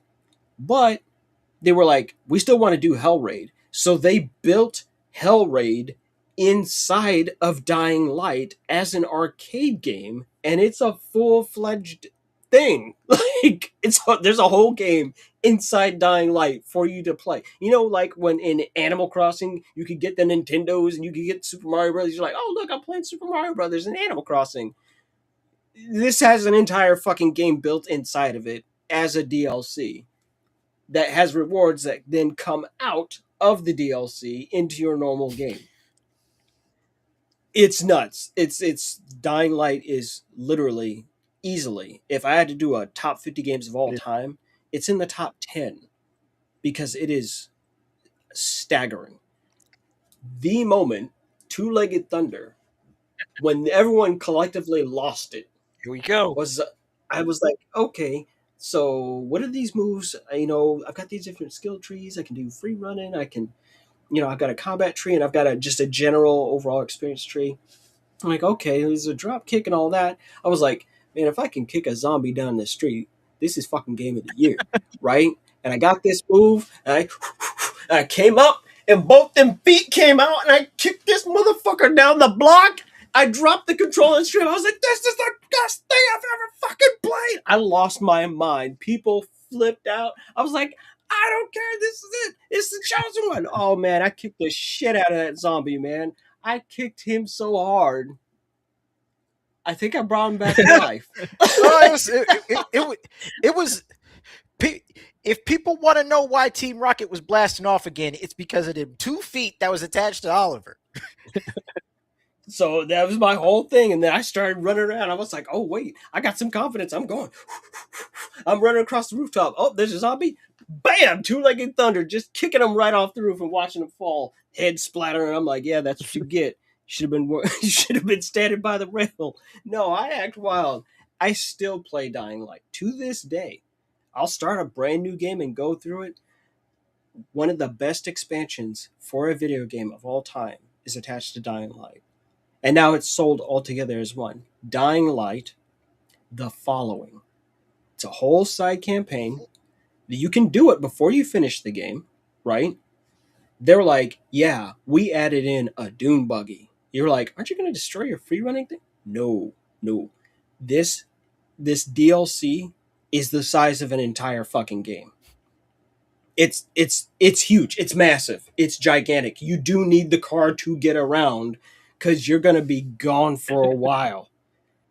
It is like, I've repeatedly said to Ace over years, like, people go, what's the best expansion of all time for any game? I go, Sims 2 University. It's like, what? Yes, Sims 2 University, best expansion of all time for one reason. because it doesn't take away from the core game, right? It doesn't. Every time like WoW or some shit would come out, they put out a new expansion, and now you've negated everything that came before it, and so it's like, well, now you've just taken away people's hard work and time and all that. But you play Sims 2 University, and it just adds another age range into the mix and just expands upon the life experience. I'm like, that's brilliant, right? It's truly additive. It doesn't take anything away from the core. If you don't pick it up, you're not losing anything. And that's how the following is for Dying Light, where if you don't play it, you didn't lose anything. But if you get it, it adds so much more to the experience. And you're like, oh, this is just a whole different level of fun. They just kept adding fun to it. I cannot recommend the game enough. When I say they gave this game so much support, it is unheard of. It's like on par with No Man's Sky. Like, y'all, stop giving us free shit. Can I just fucking pay you? Even after it came out, it was originally a 30 FPS game at 1080p. And then just like within a year or two ago, they're like, yeah, this isn't good enough. Let's kick this up to 4K 60. Oh, by the way, we went back and we remastered all the textures in the game, and we completely remastered the soundtrack too, because we knew we could do it and we wanted to. So like, here you go. Happy anniversary, everybody. Enjoy. We're like, are you fucking serious right now? The amount of post-release support for a title, this is the bar. This is the bar. You gotta meet it here, right? You can't Ubisoft this shit, right? We can't have you out here doing BioWare shutting shit down like Anthem shit. No, you gotta do this. Dying Light is the fucking king. That's what matters. And it all started with drop kicking a zombie down the street. Well, I kicked a man down the street and made lifelong friends. how many games lets you drop kick a zombie? I mean, that's not many. The real One Piece is the zombies we drop kicked along the way. Acting a fool. Oh man, it's wonderful. And then of course, just a couple of years ago, like I said, this is super short because I haven't played it. Kind of.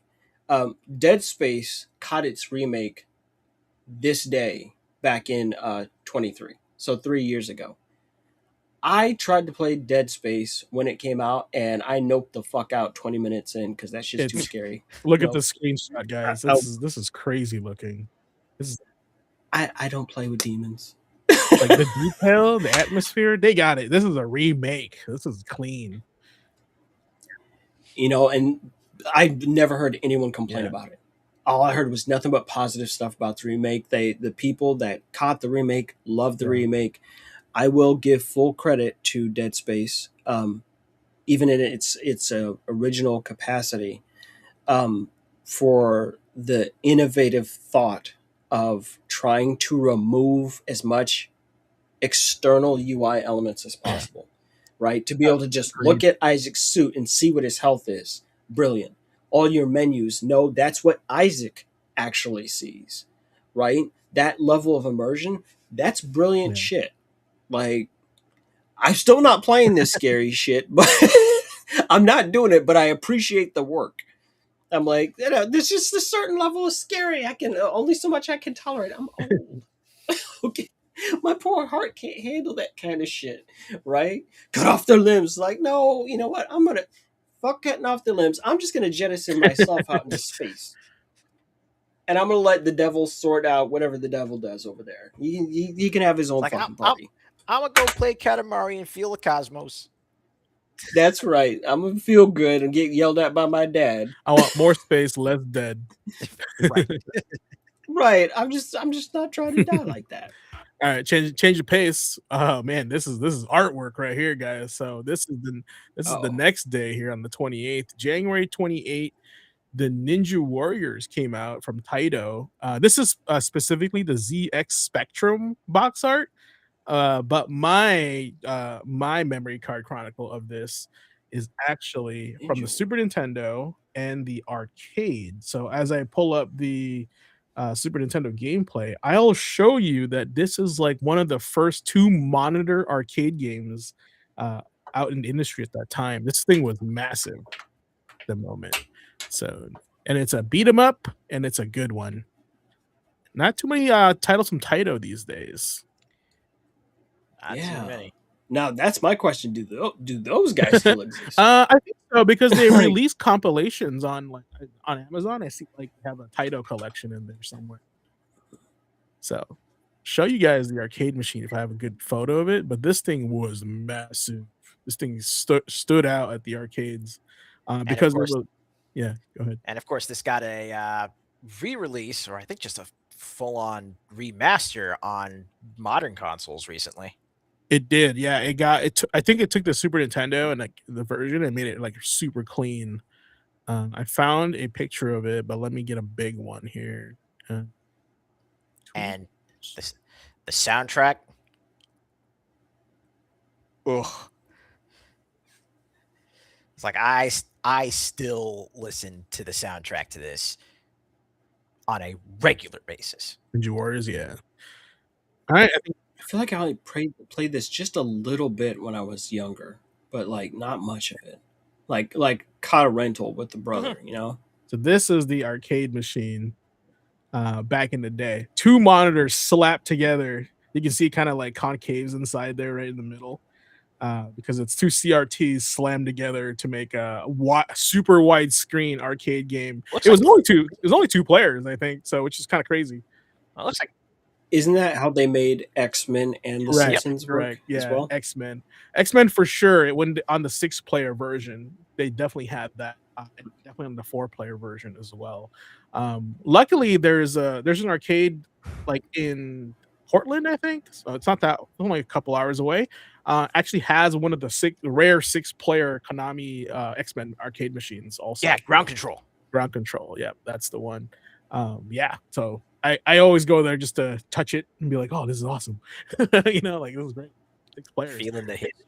He said, "I'm going there to touch it." Like, oh, It's a relic. You know what I'm saying? this is nice. Belongs in a museum. Oh, the museum's my house.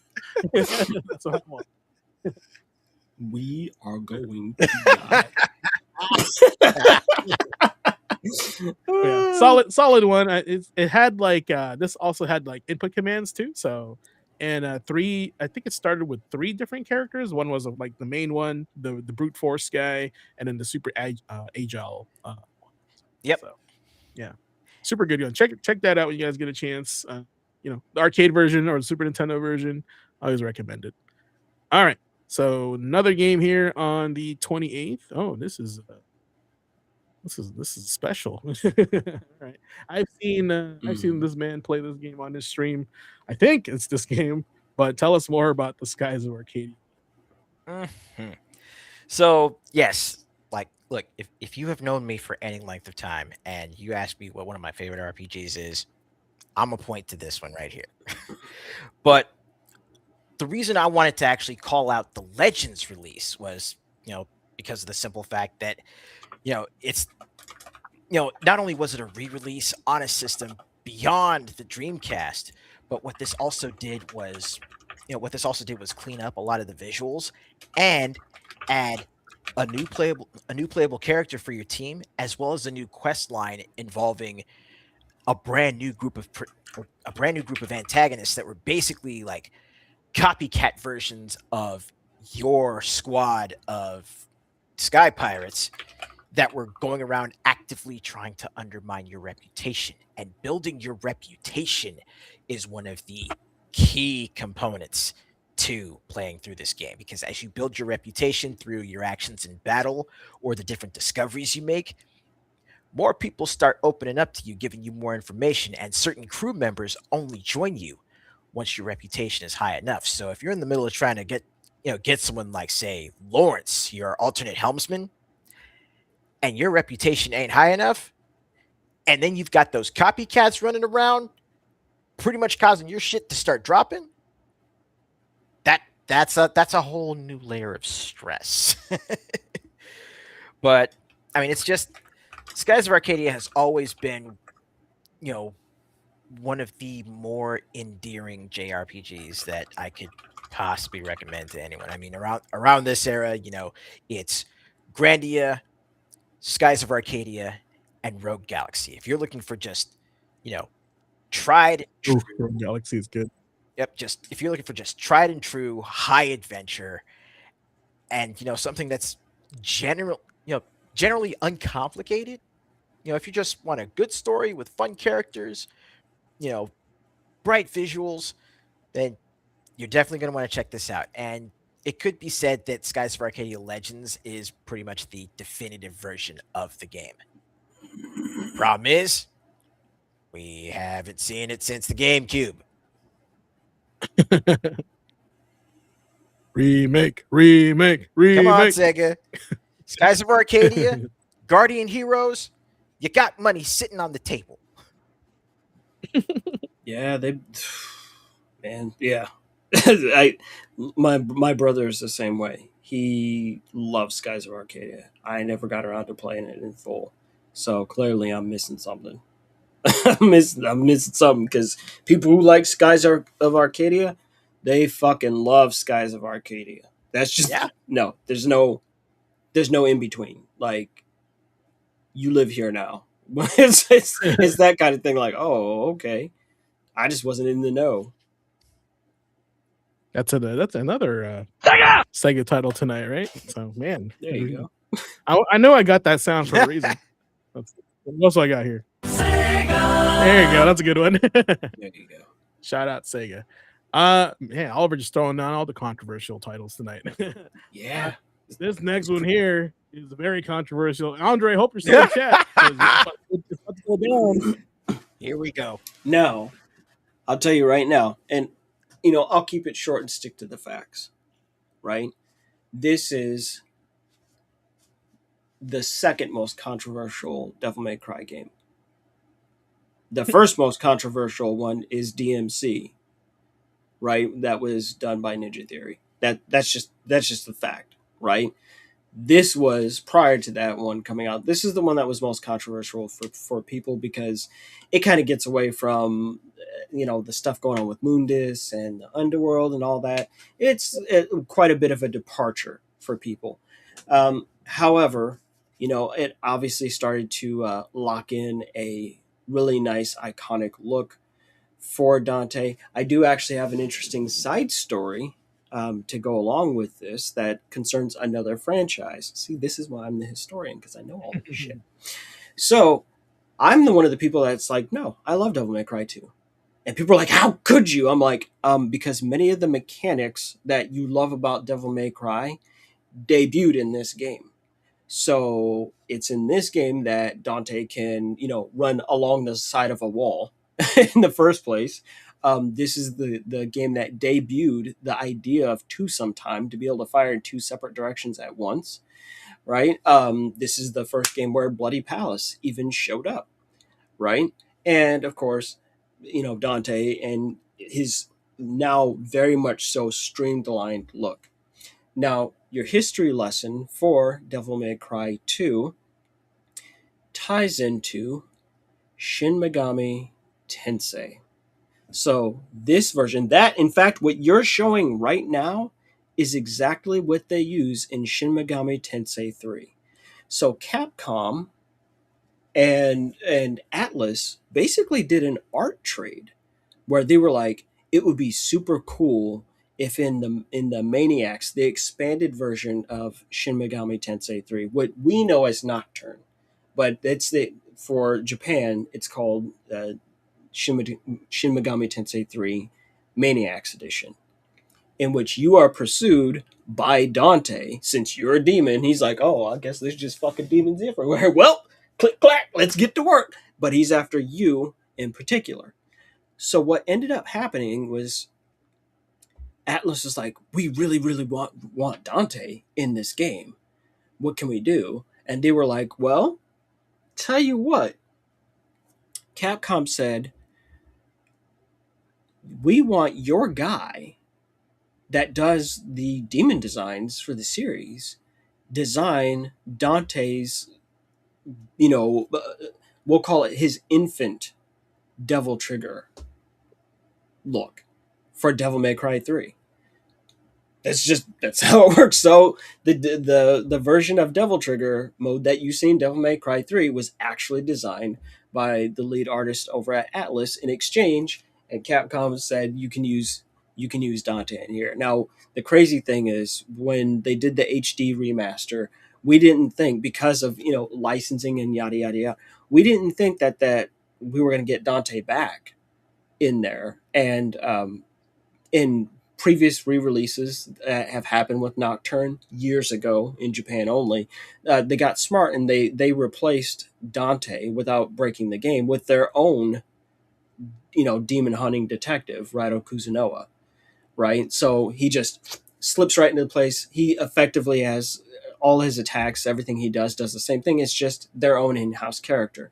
So when the HD remaster came, we were like, oh, well, we're going to be stuck with the Raido version. And Capcom was like, no, you guys can totally do that again. But now it's going to be DLC. And you can just upgrade to having Dante in there and doing all his goofy shit with voiceovers and all that for $2. Hey, a $2 DLC to get, sure, why not? It wasn't $15. No, you're like, here, pay a couple bucks, and now it's more like you remember, right? But that's basically how it worked. But things like you're seeing right there, just some of the air hike moves, all that stuff, it all debuted right here. This is also the first time in, again, the series history that Trish is playable, and she uses Sparta, not Dante. She uses that big ass sword to go through the Bloody Palace, and she's playable through the campaign. But you got to do work. One of the things that I really like about Devil May Cry 2 is that you get to play as two different characters on two separate discs. There's two separate campaigns, right? So you play as Dante and you play as Lucia, who has her own kind of own devil form, and they do their own unique things. If I recall, I think, is it what's the homie's name that's no longer at Platinum? Kamiya. Kamiya, yeah. If I remember correctly, I'm not 100% on this. I think the poor reception to this is what made him come back and work on Devil May Cry 3. Because he's like, you guys really fucked this up. Right? Not unlike, whatchamacallit, not unlike Metal Gear, right? With when they had Snake's Revenge. And nobody told Kojima, and someone was asking him about it. Like, I think he said he was like on the bus or something. They're like, hey man, so what's up with that? What's up with that Snake's Revenge? He's like, what the fuck is a Snake's Revenge? He found out later, and he's like, y'all just went in there and just fucked this right up, huh? He's like, get out of my way. And that's how Solid Metal Gear 2 Solid Snake got made. Because he's like, if you're gonna do something, do it right. Like, he's like, stop playing with me. Understand the assignment. That's what happened. Yeah, that's basically it. So I always defend Devil May Cry 2 because I love Dante's look. Yep. I like his mood. I like his attitude. I like the style. I like the innovation that came along because, like it or not, some of your favorite parts of Devil May Cry come from here. And I just want people to give it its due for, oh, okay, yeah, it is actually kind of tight to just run and leap off of a wall, to jump upside down, flip upside down, and just fire on the way down, right? Suspending yourself. Like, no, that's crazy, right? To go, oh, okay, I'm going to go boom and shoot that guy in front of me and the guy behind me, right? No, it's all the cool stuff, the things that make Dante doubly cool, right? He was already cool in the first game. We know he's cool. He's a bad motherfucker. Come on. You saw what he did with that shotgun. Click, clack, right? But the cool, you're just like, oh, you just a slick Rick son of a bitch. No, it came from Devil May Cry 2. And I want people to recognize and respect that. And that's all I got to say about that. Nah. Yeah, he did look the coolest there. He had a really cool move set too. Like they animated him really well. Like his hair was like flowing in a PS2 game. It's crazy. Yeah. Right? There's a little bit to praise on that. Mm-hmm. The next one though is kind of rough. I don't know if anybody has praise for this game, but let's talk about it. Warcraft 3 Reforged. It's tough because Nick should have been here to cover this one. So I can only really talk about it within the context of my own knowledge, right? And it's not a lot.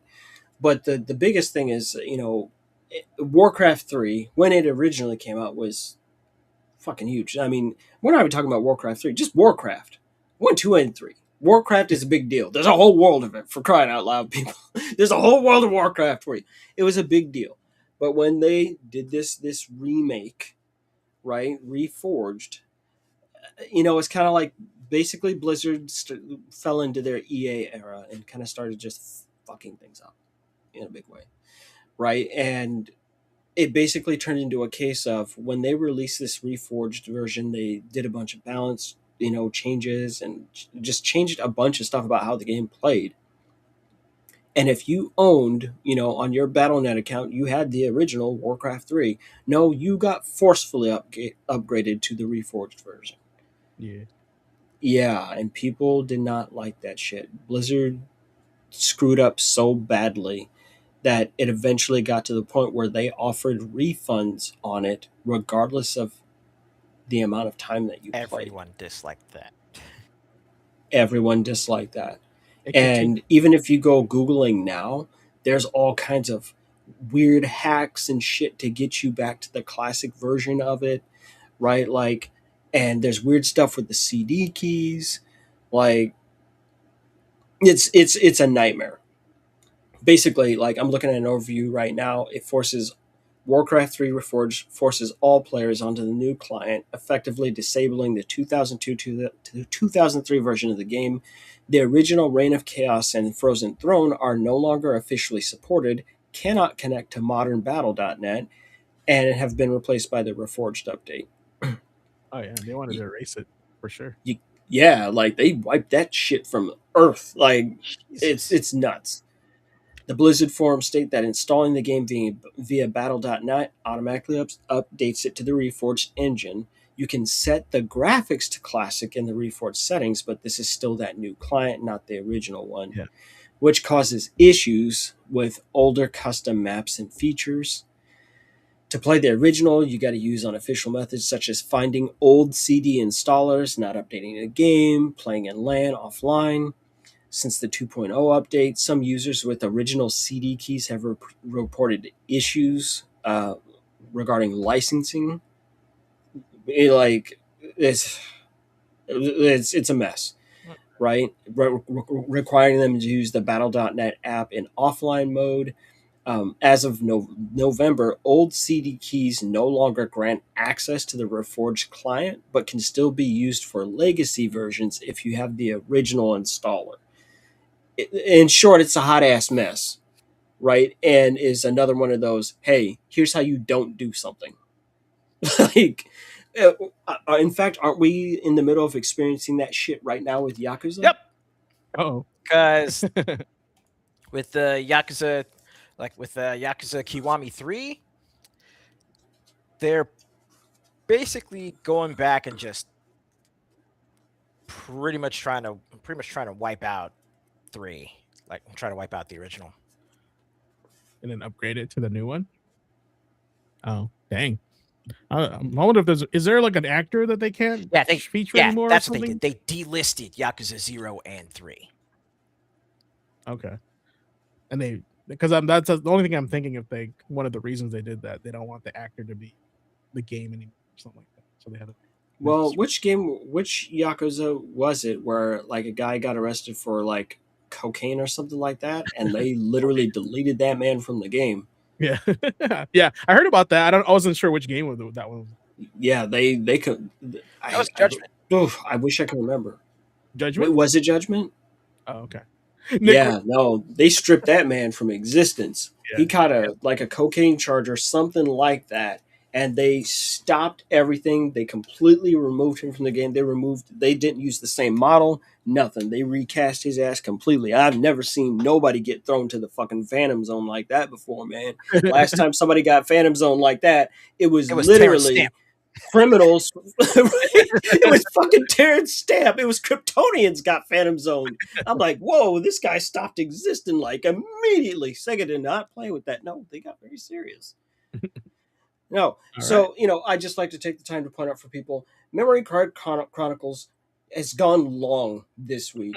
And this is because we're now starting to get to that point. If you'll notice, like, in here in January, and also the dates, right? We're getting to this period where more and more developers are starting to release big games and big moments now, right? Whereas they didn't do that in the early 2000s and in the 90s. This just wasn't the period for a new game release. So most of the time it was kind of sparse and things like that.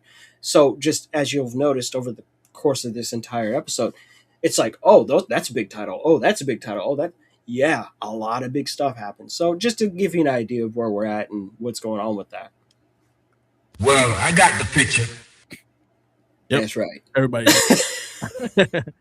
All right. This next one on the 29th, we're almost there, folks, is a game that I actually unofficially voice acted on stream. It doesn't have voice acting, but I did recruit a few friends to play with me to just voice act the characters, and we just played it like that.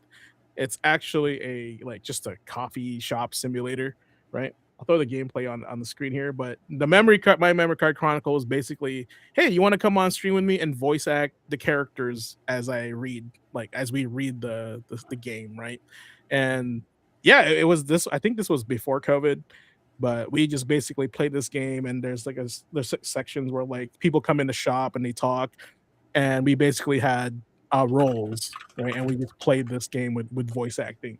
So it was a weird other way to play a game, right? And it made it a whole different experience, and definitely much more fun to voice act it with your friends. So that's neat. Give it a shot. I'm not saying with Coffee Talk, but with just in general with games like that don't have voice acting.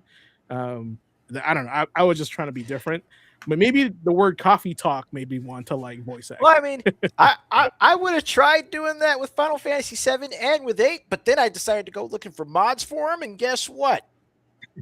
They got him. They did the work for you, So, hey, guess what? Maybe you can play Chrono Trigger and have it voice acted or something, right? You never know. It's up to you. This was just kind of randomly. I wanted to just play a chill game. Didn't know what it was about. I think it's an alternate future in Seattle, apparently, and elves and humans and other creatures have now melded together. It's Shadowrun Decaf. Oh my God, you're right. I hate this. All right, we're moving on to the next. Oh my God, I hate this. Oh no. I don't like that. Wait, you're absolutely correct. Had to stick him right in the ribs with that one. You're true. Oh man, I hate how you're not wrong. I'm out of line, but I'm right. Yeah, he's out of line, but he's not wrong. This game here, we're moving on. This game here deserves a remake or deserves a sequel. I did not play this game. I watched people play this game. I demoed this at the store to test consoles, and man, this is cool. This is very unique. Not a lot of space pirate RPGs out there, in my opinion. Level 5 is holds a special place in my heart for Rogue Galaxy and the other stuff that they make, like Professor on 3DS. Yeah, Professor Layton. Professor Layton, that's right. Ace, tell us about Rogue Galaxy. Now, remember earlier when I mentioned, my top 3 favorite RPGs that are not Squaresoft or Square Enix? If you're looking for just a good old-fashioned adventure, I said one was Skies of Arcadia. I said the other was Grandia. This right here is number 3. Rogue Galaxy, just the fact that you're dealing with, around the same era as Skies of Arcadia. So, it's kind of that, high adventure with, a specific type of pirate or pirate crew. But this also pretty much came out and was although it was flying very, very much under the radar, it was still it still had that kind of vibe that you would get, that you damn near got from Final Fantasy 12, with a lot of the, epic storytelling. But this one wasn't so much a slow burn, which is why I was able to get into this as opposed to Final Fantasy 12. But I mean, if you're looking for just something Rogue Galaxy is anime Star Wars. Anime. Wait, hold Yeah. on. Pause. Okay, you're right. Hold on. I was gonna debate and say no. Final Fantasy 12 is anime Star Wars, but it's not anime. You're right. Nah, You're right. Rogue Galaxy is straight up anime Star Wars. We're talking, your main kid might as well be Luke. All right. But like aside from Cool sword. aside from the character designs and a lot of the excellent use of color and color palettes, not just with the setting, but also with the characters as well. You've got competent, if not excellent, voice acting. I mean, again, going back to your main character, Jaster, he is voiced by Will Friedle. Y'all might remember him as Terry McGinnis in Batman Beyond. So look, if you got a game with Will Friedle and Steve Blum in it, you're in good hands. Like, you're at the very least, your ears aren't going to bleed. It's going to sound rather nice when people actually start bumping their gums. But the big thing about Rogue Galaxy, aside from being able to actually go in between planets once you actually start getting into the main portion of the game, character progression is literally, it's a license board, kind of like Final Fantasy 12. The revelation system here, it's going over a little bit of it. Filling each of the pieces on that board, you literally use different items that you find across your adventure. You could even use potions to learn certain skills, like just your regular, I drink this to heal HP. Oh, wait, I could also use this to help me learn this little skill over here. It's a nice change of pace as far as character progression itself, but there is a mini game in Rogue Galaxy. There is a mini game that also helps as far as helping you get some of the late game gear. That is stupid addictive. It's called the Starship Factory.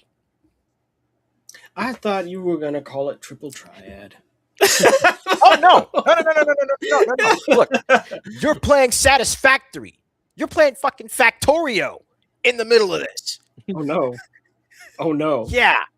It's another game where they put a whole ass game in the game, and now you're addicted to the game inside the game. You forgot that you were playing a game in the first place, and you had shit to do.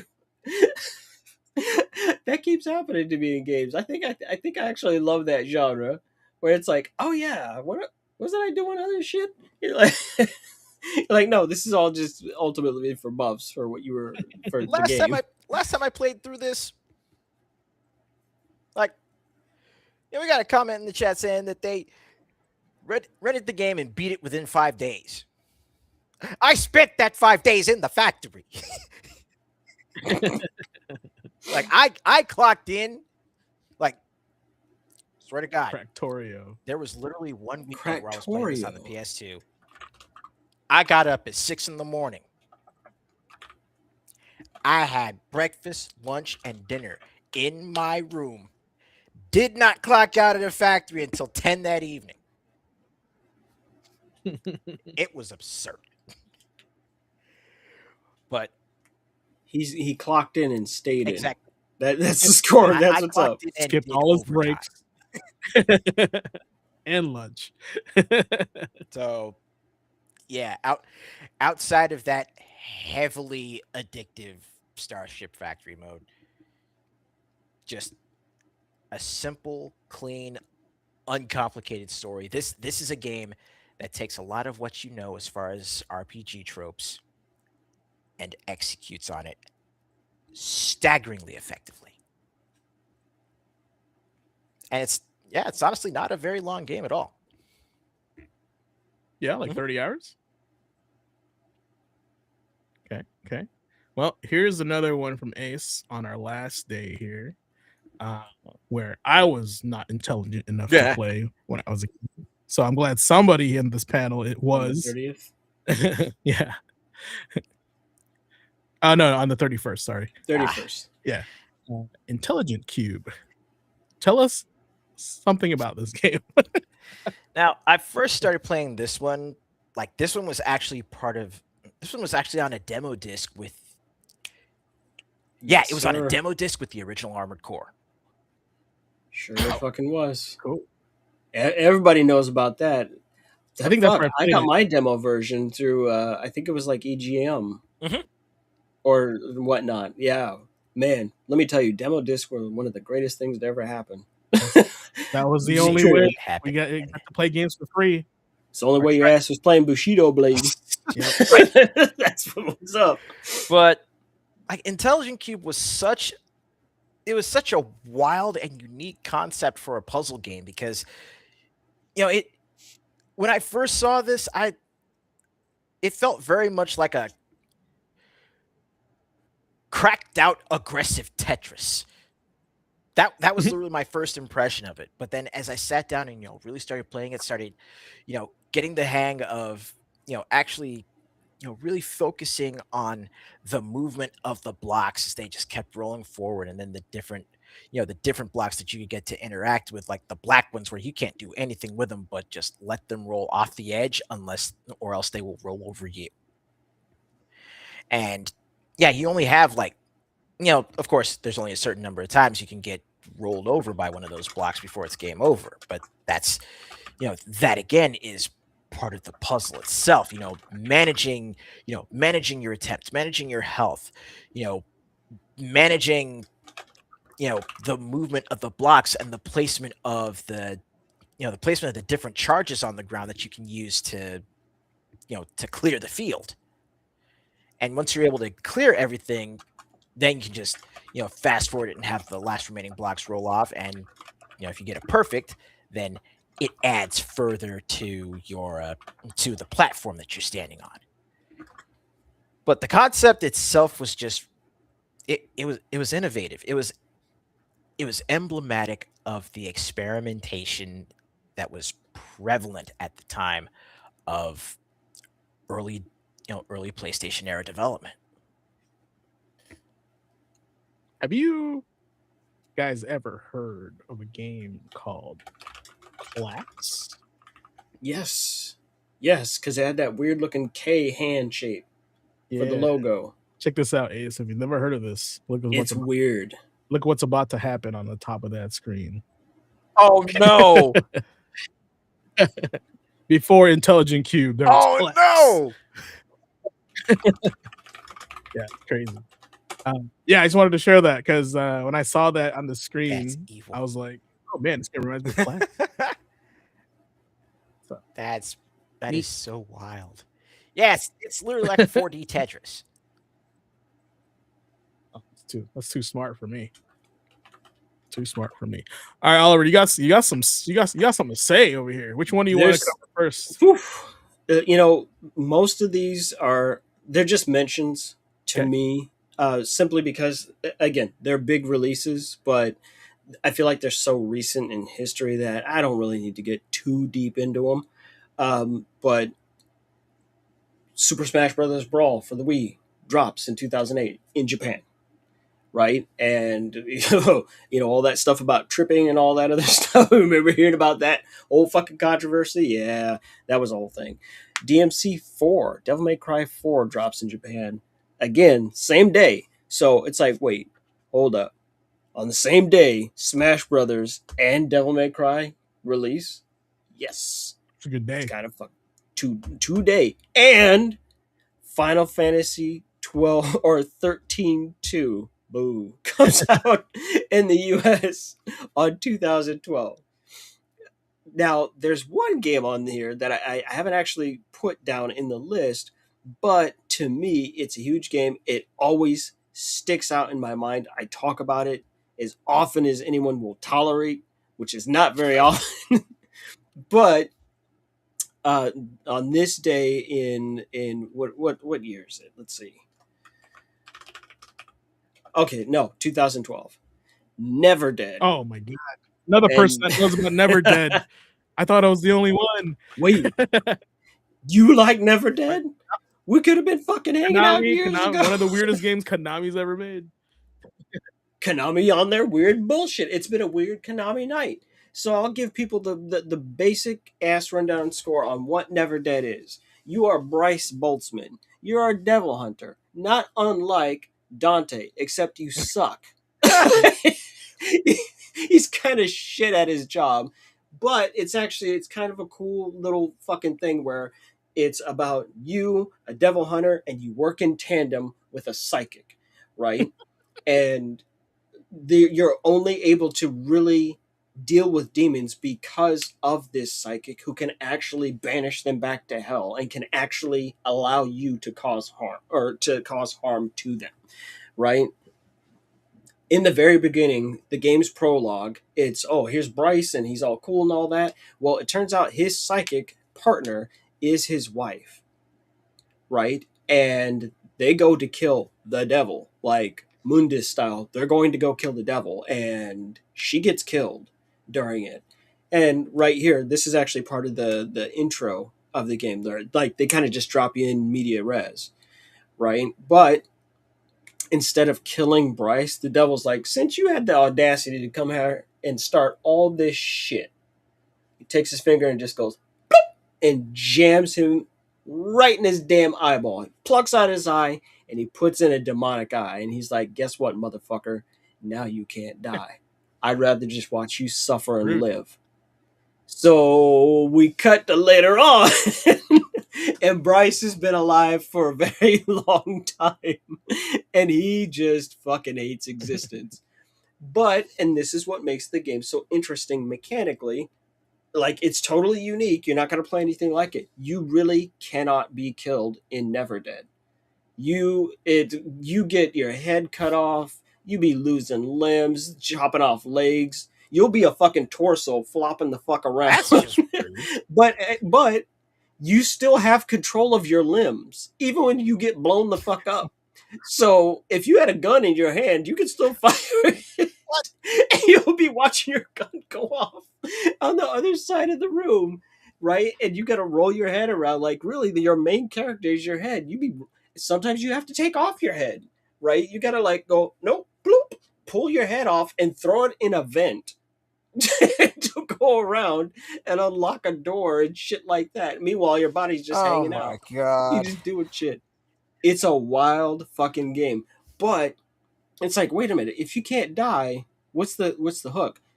Well, that's the thing. He can't die. It doesn't mean you can't game over. And there's only pretty much 2 game over conditions in Never Dead. I cannot remember what those little motherfuckers were called, but it's actually kind of scary. It like, basically, anytime you get into a combat scenario, there's these, like, they're almost like these little purple gremlins that are just mouths, right? And if you're decapitated, the only thing that they want to do is they open up a void like a vacuum, and they're trying to pull your head into it, right? All they do is walk around and they're fucking things. Langoliers. And yes, they're Langoliers with legs. Yes, that's what they are. And you have like one chance to get them to gag and spit you back out. If you fail it, boom, they're like, nope. You're now going to be, your head is just going to be digested for eternity in this thing's stomach. The only other way to die, to lose, to game over in Never Dead, is to have a fucking building fall on you. What? That's the only other way I found to get a game over screen. Like, I can't remember the moment, but there's a moment where there's a fucking skyscraper falling. And if you don't move, yeah, they will game over your ass. But other than that, nope. Bryce gets blown the fuck apart. It's like, oh, okay, well, you're going to have to roll your head back over to your torso. And you can attach your body parts in really stupid ways, I might add. So you can have the head and just have the arms on your head, and you're just rolling and just flopping arms. It's fucking crazy. It's one of the weirdest, most interesting games I've ever played. But the cool thing about it, is that the title of the game and the theme song comes from Dave Mustaine of Megadeth. He did the soundtrack for the whole game. Did they advertise that at all? I feel like that was never said like out loud. They did, but they didn't push it as forward nearly as much as they should have. But no, it's quite prominent. Like, because it's the thing. Because the gameplay style is definitely like 90s like comedy horror, you know, like My Boyfriend's Back kind of movie, right? Like they didn't Yeah, exactly. They didn't like really go in that direction. Like this game had no marketing by no one, only like 2 people in the store that I worked in knew about this game, right? And we had like 1 copy of it, and I rented it to like, oh, this is sick, like because I like weirdo games. You know, Nick will tell you. It's weird. Nick will tell you. It's truly a weird game. Oh, and like he uses basically a big ass butterfly knife as a sword. It's a fucking weird game. Like I consider it a must play just on the basis of what the fuck is this? Like just to watch someone react to seeing that game play out on a stream would be worth the cost of entry. Like no, it's great. It's Also, fun. Ace, does he look like another character of another game that you like playing? At least his outfit. He does kind of look like Gene. All right. I was hoping you'd catch that. All right, that's all it was. Yeah. But I had to bring it in because you know what, game doesn't get repped enough. Absolutely. It's just one of those people, or not one of those people. It's one of those games that just got slept on in such a weird way. Just like how we were talking about Freedom Wars before. It's like a lot of people miss this. They don't know that people were trying. They were really trying to be innovative, and I give full marks for innovation more than anything else. I'm old, right? It's like, come on, you guys, I'm 44. Show me something I've never seen before. I'm more likely to show up because I want to go, what you doing over here? Oh, look at you and your creative imagination. I would have never thought you could even do that in a game. No, I loved it. And that, to make a game where your character can't die, it's like, neat. Let's see where you're going with this. Short of being eternally digested by a Langolier or having a building dropped on you. Right? Other than that, like, nope, not a damn thing will kill him. Getting blown up is depressing, though. Never Dead to be like the not counter game, but the other game to Knight's Contract. Did you ever play Knight's Contract? I did. Because in Knight's Contract, you don't die either, but if the witch that you're escorting throughout the whole game dies, you lose. So you have to protect her. Oof. That's how you get the game over. So check it out. I think it's a little bit different. Almost, but not quite like Ico, where like protecting her is really. I think they were still kind of trying to do God of War with that game, but with like a twist, basically, right? So, but like it's funny because like you would die, but then your body would fall apart, and you have to mash to get your body back together, like to reconstruct. It was really interesting. So, all right, I do have one final, absolutely final game. Go just to mention, Pray for the Gods, because it was controversial. Pray for the Gods is, long story short, it was made by a very, very small team. It went into early access on this day, and that's when they started getting bothered by Bethesda because of the word pray. And this turned into a whole fucking battle. Yeah, so they ended up changing the title of the game from Pray, like Pray, to they added an E in there as well. And the game is kind of like this weird kind of combination between Shadow of the Colossus and Breath of the Wild. It's the damnedest thing. And it's Nordic too, so it's all icy cold and everything is fucking awful and right. But and when I say like Zelda, like no, you have a hook shot, you be doing shit, just zip, and away you go. You're like, oh okay, and you're doing the parasail thing, but instead of stabbing the Colossus in the neck, you're ringing their bell, quite literally. Like you climb up on there, and there's like, it's almost like a combination lock, kind of click, twist, pull it out. Dong, and like this huge bell goes off. I played the hell out of it. Really different, really unique take on these existing ideas. Is it the world's greatest game? No, not at all. But it was one of those. It was one of those $14.99 darlings for me. Where I'm like, those. Those are like one of my favorites, like finds. Right. I just was like, all right, I take a look. Yeah, they had a little bit of crafting. They had just little nice little sample bites of everything. But no, I think it's a notable game that gets missed, and I think that's all I've got. Yeah, they added. They changed it from PREY to PRAEY for the Gods on the PlayStation Store. I see what they did there. Yep. just to get out of being harassed by Bethesda. Man, Bethesda, you bully. That's like so far from Prey. Come on. Did they like Very- trademark it or something? Like candy? yeah. Oh my god. Are you serious? Yes, they did. So they were like, nope, you're gonna step on our trademark. People will confuse it for this. They're like, are you Yeah, fucking serious? They're like, we are very serious. They're like, fine, here. And that's just how it went. All right. Sucks, but It's all good. it's just Yeah. how it is. That's How you how it doing over goes. there? You guys ready for your final boss? Yeah? Okay, good. So am I. Let's do it. All right. So this session of the final specifically is going through our arc here. Every final boss is like lightly associated with one another. For example, last week, what would you say? Play with intention, right? And then today we're doing pace, right? Choose your pace. So it's as if we're being very careful about the topics we're choosing for this arc of Gamer Quotient / Gaming Academy. But let's get to it. And let me know if you guys hear this terrifying music.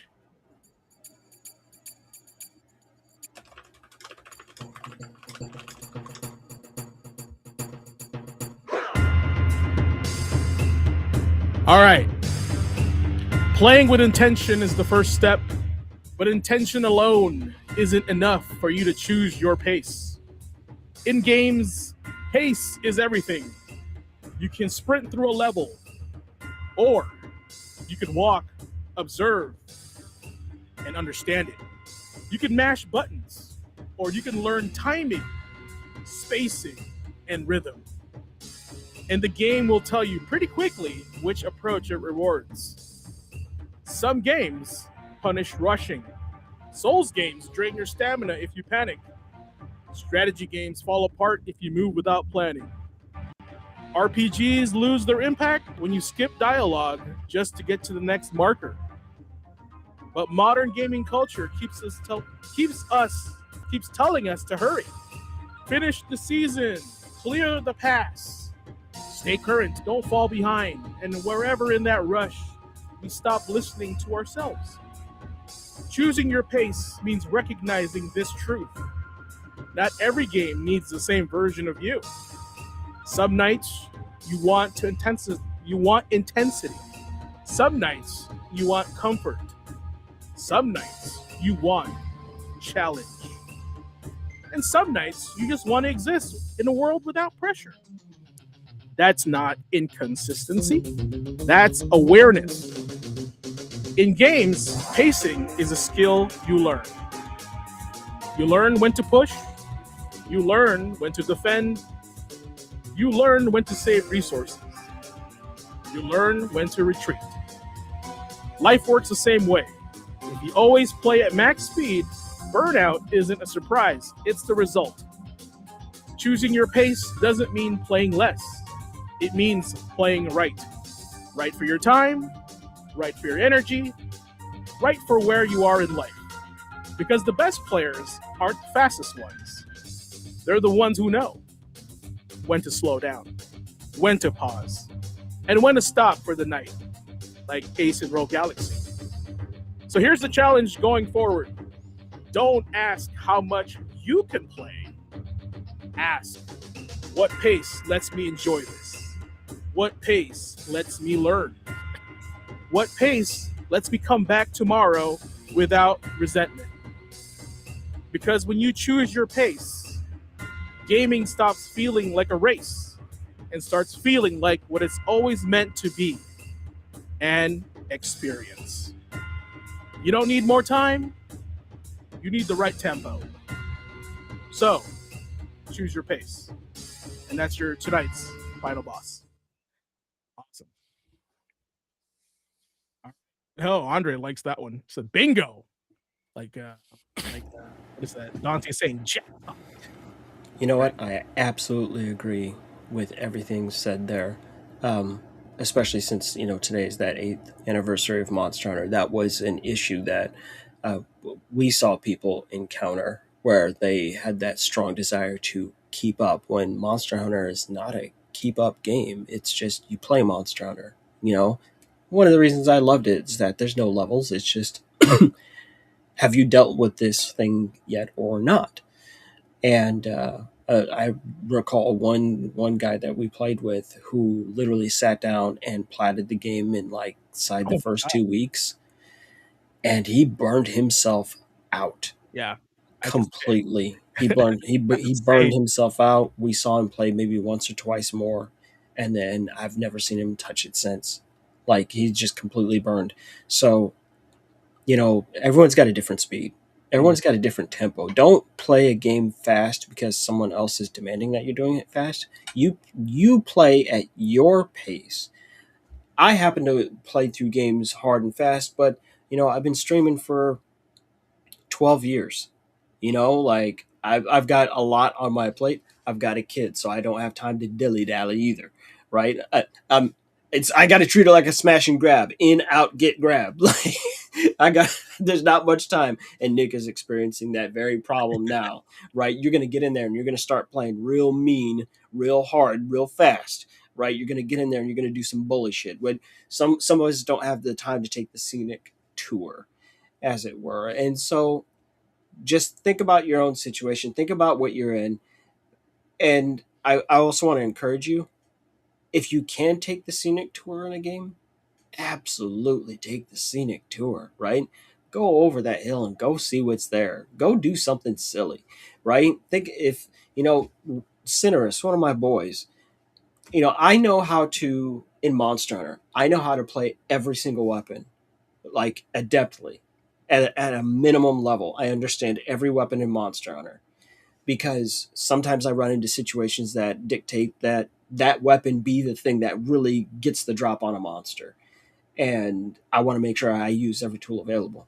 But he uses every weapon for a different reason. He's the only other person I personally know, that can play every weapon on the same level as I can. He's going, I'm getting the maximum value of the money I spent. He's like, fuck, if there's 14 weapons, I'm going to play all the damn weapons. He's getting his money's worth. I'm like, that's fair. Like, right? So we approached it from different reasons, but ultimately we're still getting through that whole breadth of that content. Don't spend your money on places where you aren't going to use it, is something my wife loves to say. Spend your money where you use it, right? If you find that game that you just fucking love, right, and you're having a good time, and you're like, this is the thing that does it for me. If you're a Sims 3 junkie and you're like, I got to have all the pack stuff because I love playing The Sims, then fuck it, get the pack stuff, right? Don't let anybody else tell you, right? You, like I said, play with purpose and play at your. You decide the pace of when you're ready to move forward. If you're like, you know what, right now I'm only going to play games from the Wii and on the Wii, like you can go out and get yourself a used Wii and you're going to go build yourself a Wii collection. There is literally nowhere is it stated that the following things, that you have to be playing anything current gen. Nowhere is it stated that you have to have the biggest, baddest, strongest machine to play games on Steam or PC or whatever, right? You don't have to play current releases. You don't have to, just because the crowd's doing shit doesn't mean it's the right thing for you, right? You get to decide how you're going to enjoy it. Nobody else decides for you, right? No one else gets to define what fun is for you. If you don't like Dark Souls, don't play it, right? I happen to fucking hate Elden Ring. So I platted it so I never have to play it again. I was like, listen, I'm already in. You already got my money. I'm going to get this plant. I'm going to do everything in this game possible because I am not enjoying this experience at all. And I haven't. I haven't touched it since. I know I won't. But I'm going to go back and play Sekiro because, boy, that game is smoking hot. Right? Make sure that you follow his instructions. This man is trying to tell you how to enjoy your gaming experiences better, right? And help you get there. So value up, pain down, right? Enjoyability, sky fucking high. That's what's There up. you go. Ace? I mean, it honestly, when it comes to, as far as choosing your pace, right? It comes back to how you manage your time. and how much you respect your time. Because if you're if you're going to be going into a game and you want to take the scenic route, that means you are actively making the decision on how much time you want to spend on a game. And the only person, the only arbiter of whether or not that time is going to be well spent, that's you. That is you. So again, like time is a currency. Time is a currency we can't get back. So it is up to you not only to respect it, but it's also up to you to decide how you want to spend it. Well said. Well said. Didn't we at one point talk about knowing when to throw in the towel? Mhm. Well, this is, it ties right back into that. If you're sitting down and you're playing a game, and someone says, "Hey, it gets good in 2 hours," and then everything starts popping. You could probably afford to wait 2 hours and check and see if it does in fact start popping. But if you're sitting there for 8 hours and you hate the experience, don't be like me and be like, "I'm gonna hate black this game just to show you," right?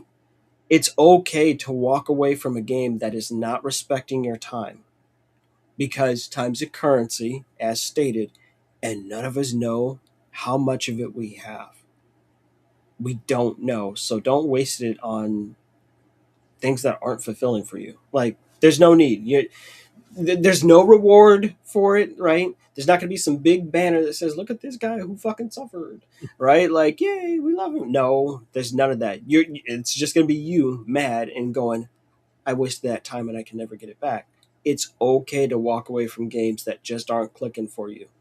This, for me, when I do it, it makes people fucking mad. But I got to do what's right for me. Ace knows the biggest game that I did that with, Nier Automata. I sat down, I played that demo. I was literally falling asleep playing. I was like, nope. I was like, it's crap. And I walked away from it.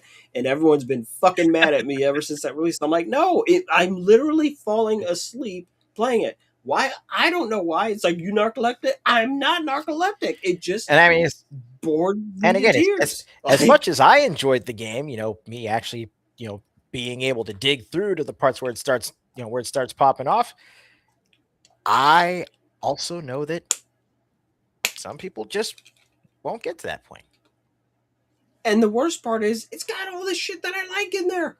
It's like, look, there's chicks, swords, robots, right? I'm like, I love all those things, but for some reason, it just doesn't click. Yeah, it just didn't fire off the neurons. It didn't activate my almonds, and I was like, walk away from it.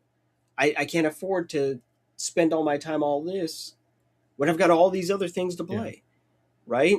I mean, what year did that come out? Oh man, like middle 2010s, right? Yeah. No, that came out in 2017, 17. right? That came out March 7th, 2017. Switch hit. I was going to say, why the fuck would I be playing that when Breath of the Wild is right there?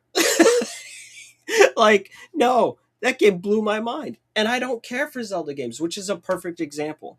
For the most part, I'm not a Zelda fan. It doesn't mean I dislike Zelda. Not at all. I've played quite a few Zelda games and have enjoyed them, but I'm not. It's not like with Monster Hunter where I'm like, I don't give a fuck what's going on. If Monster Hunter comes out, I'm gonna be playing it. No, it's just like, oh, okay, that one doesn't look interesting to me, so I'll pass. Right? Kind of like Metroid. Same way.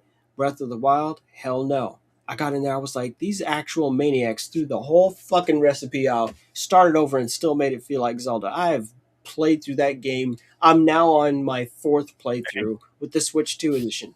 The whole reason I picked up the Switch 2 was to play that shit in 60 FPS. That was the only reason. I was like, oh, you port those up? Yep, sold. I was like, that's it. They were like, really? Yes, I really enjoyed that game and the sequel. See, that's what I'm talking about. In that same time frame where everyone's gushing about Nier, it did nothing for me. And a franchise that would typically make me sleep, man, my ass was awake I was playing. Oh my god! I put like 400 hours into Breath of the Wild. I ran everywhere. I did everything. I harassed every horse you could imagine. I, I did so much criminal shit, and it didn't get better in Tears of the Kingdom. I was throwing myself across the map, doing the dumbest shit imaginable, and I wish they would do a third one just so I could fucking do it all over again. Right? That's one of the few couple of games where I wish I could go back in time or erase my brain for that section so I could play it again for the first time because they were magical. Well, right? if you're into Muso games, He's like, we got Hyrule Warriors. It's sitting right there, nephew. and I've been meaning to play them. I just haven't gotten to them yet. But my long-winded ass talking was to, again, spend your time where you value it. If you're having fun with it, fuck what anybody else says. Fuck what that guy says, what I say. It doesn't matter. It's your time. It's your money, right? You go have fun with it. If I see that you're having fun with the game, there's only one thing you need to know. I'm really glad that you're having fun. I am. Like, genuinely. Like, I don't even care. I don't even care. It's simple. I don't care what system a person plays on. If they're like, hey, I'm like, hey man, what you playing? They're like, I'm playing Tony Hawk's Pro Skater on my Engage. Good for you, man. Oh I said the fucking Engage. You That heard was me. none of my bingo cards. Heard Engage. If someone said, man, I'm getting it in on my Ouya, I'm like, well, go get yours, man. Whatever you got to do, man. Fuck it. I don't care where you're playing. I just care that people are playing. That's the thing that matters to me. I love people who play video games, and I don't give a fuck where they're playing them. Now, this is a show for gamers by gamers. You heard it right. That's the You heard it story. right here, folks. He said the Engage. Yes, I was there, man. You know what? I'm starting to feel like Elroy. Right? I haven't seen some shit in my time. I was there, Henry. I was there when the Engage The night was launched. over when you guys told me Coffee Talk was Shadowrun. I was done. I was like, no, they're right. I hate Oliver, that. listen, man, you are Bucky. You were there when Lord of the Rings first released in 1937. Ain't that a bitch? How do you know about Gandalf? Because I read it when it came out. Like, don't utter the words to me, witch. I was there when it was made. Yes, that's right. The deep magic. I was fucking there, man. Oh no, I was there for the 3DO and the Panasonic CDI and both Zelda games that we don't want to talk about. I've been around. We need a for lost very long episodes time. that Nick's gonna run for us. We love it. Lost. Woo, we Yeah. dig deep. Oh man, I can't wait. Can't wait. I know about plumbers don't wear ties. Oh. I was there for the controversy of Night Trap, which was fucking nothing.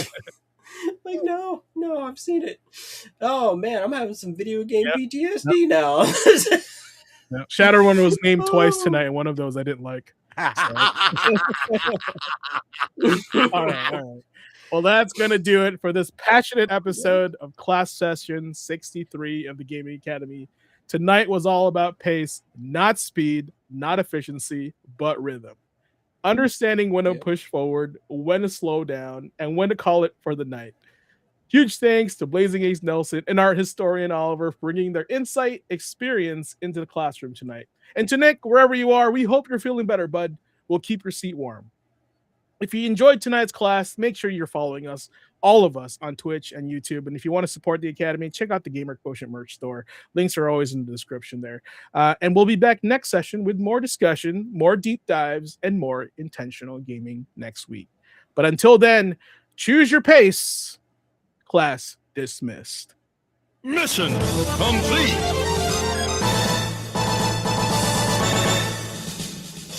Salute. That takes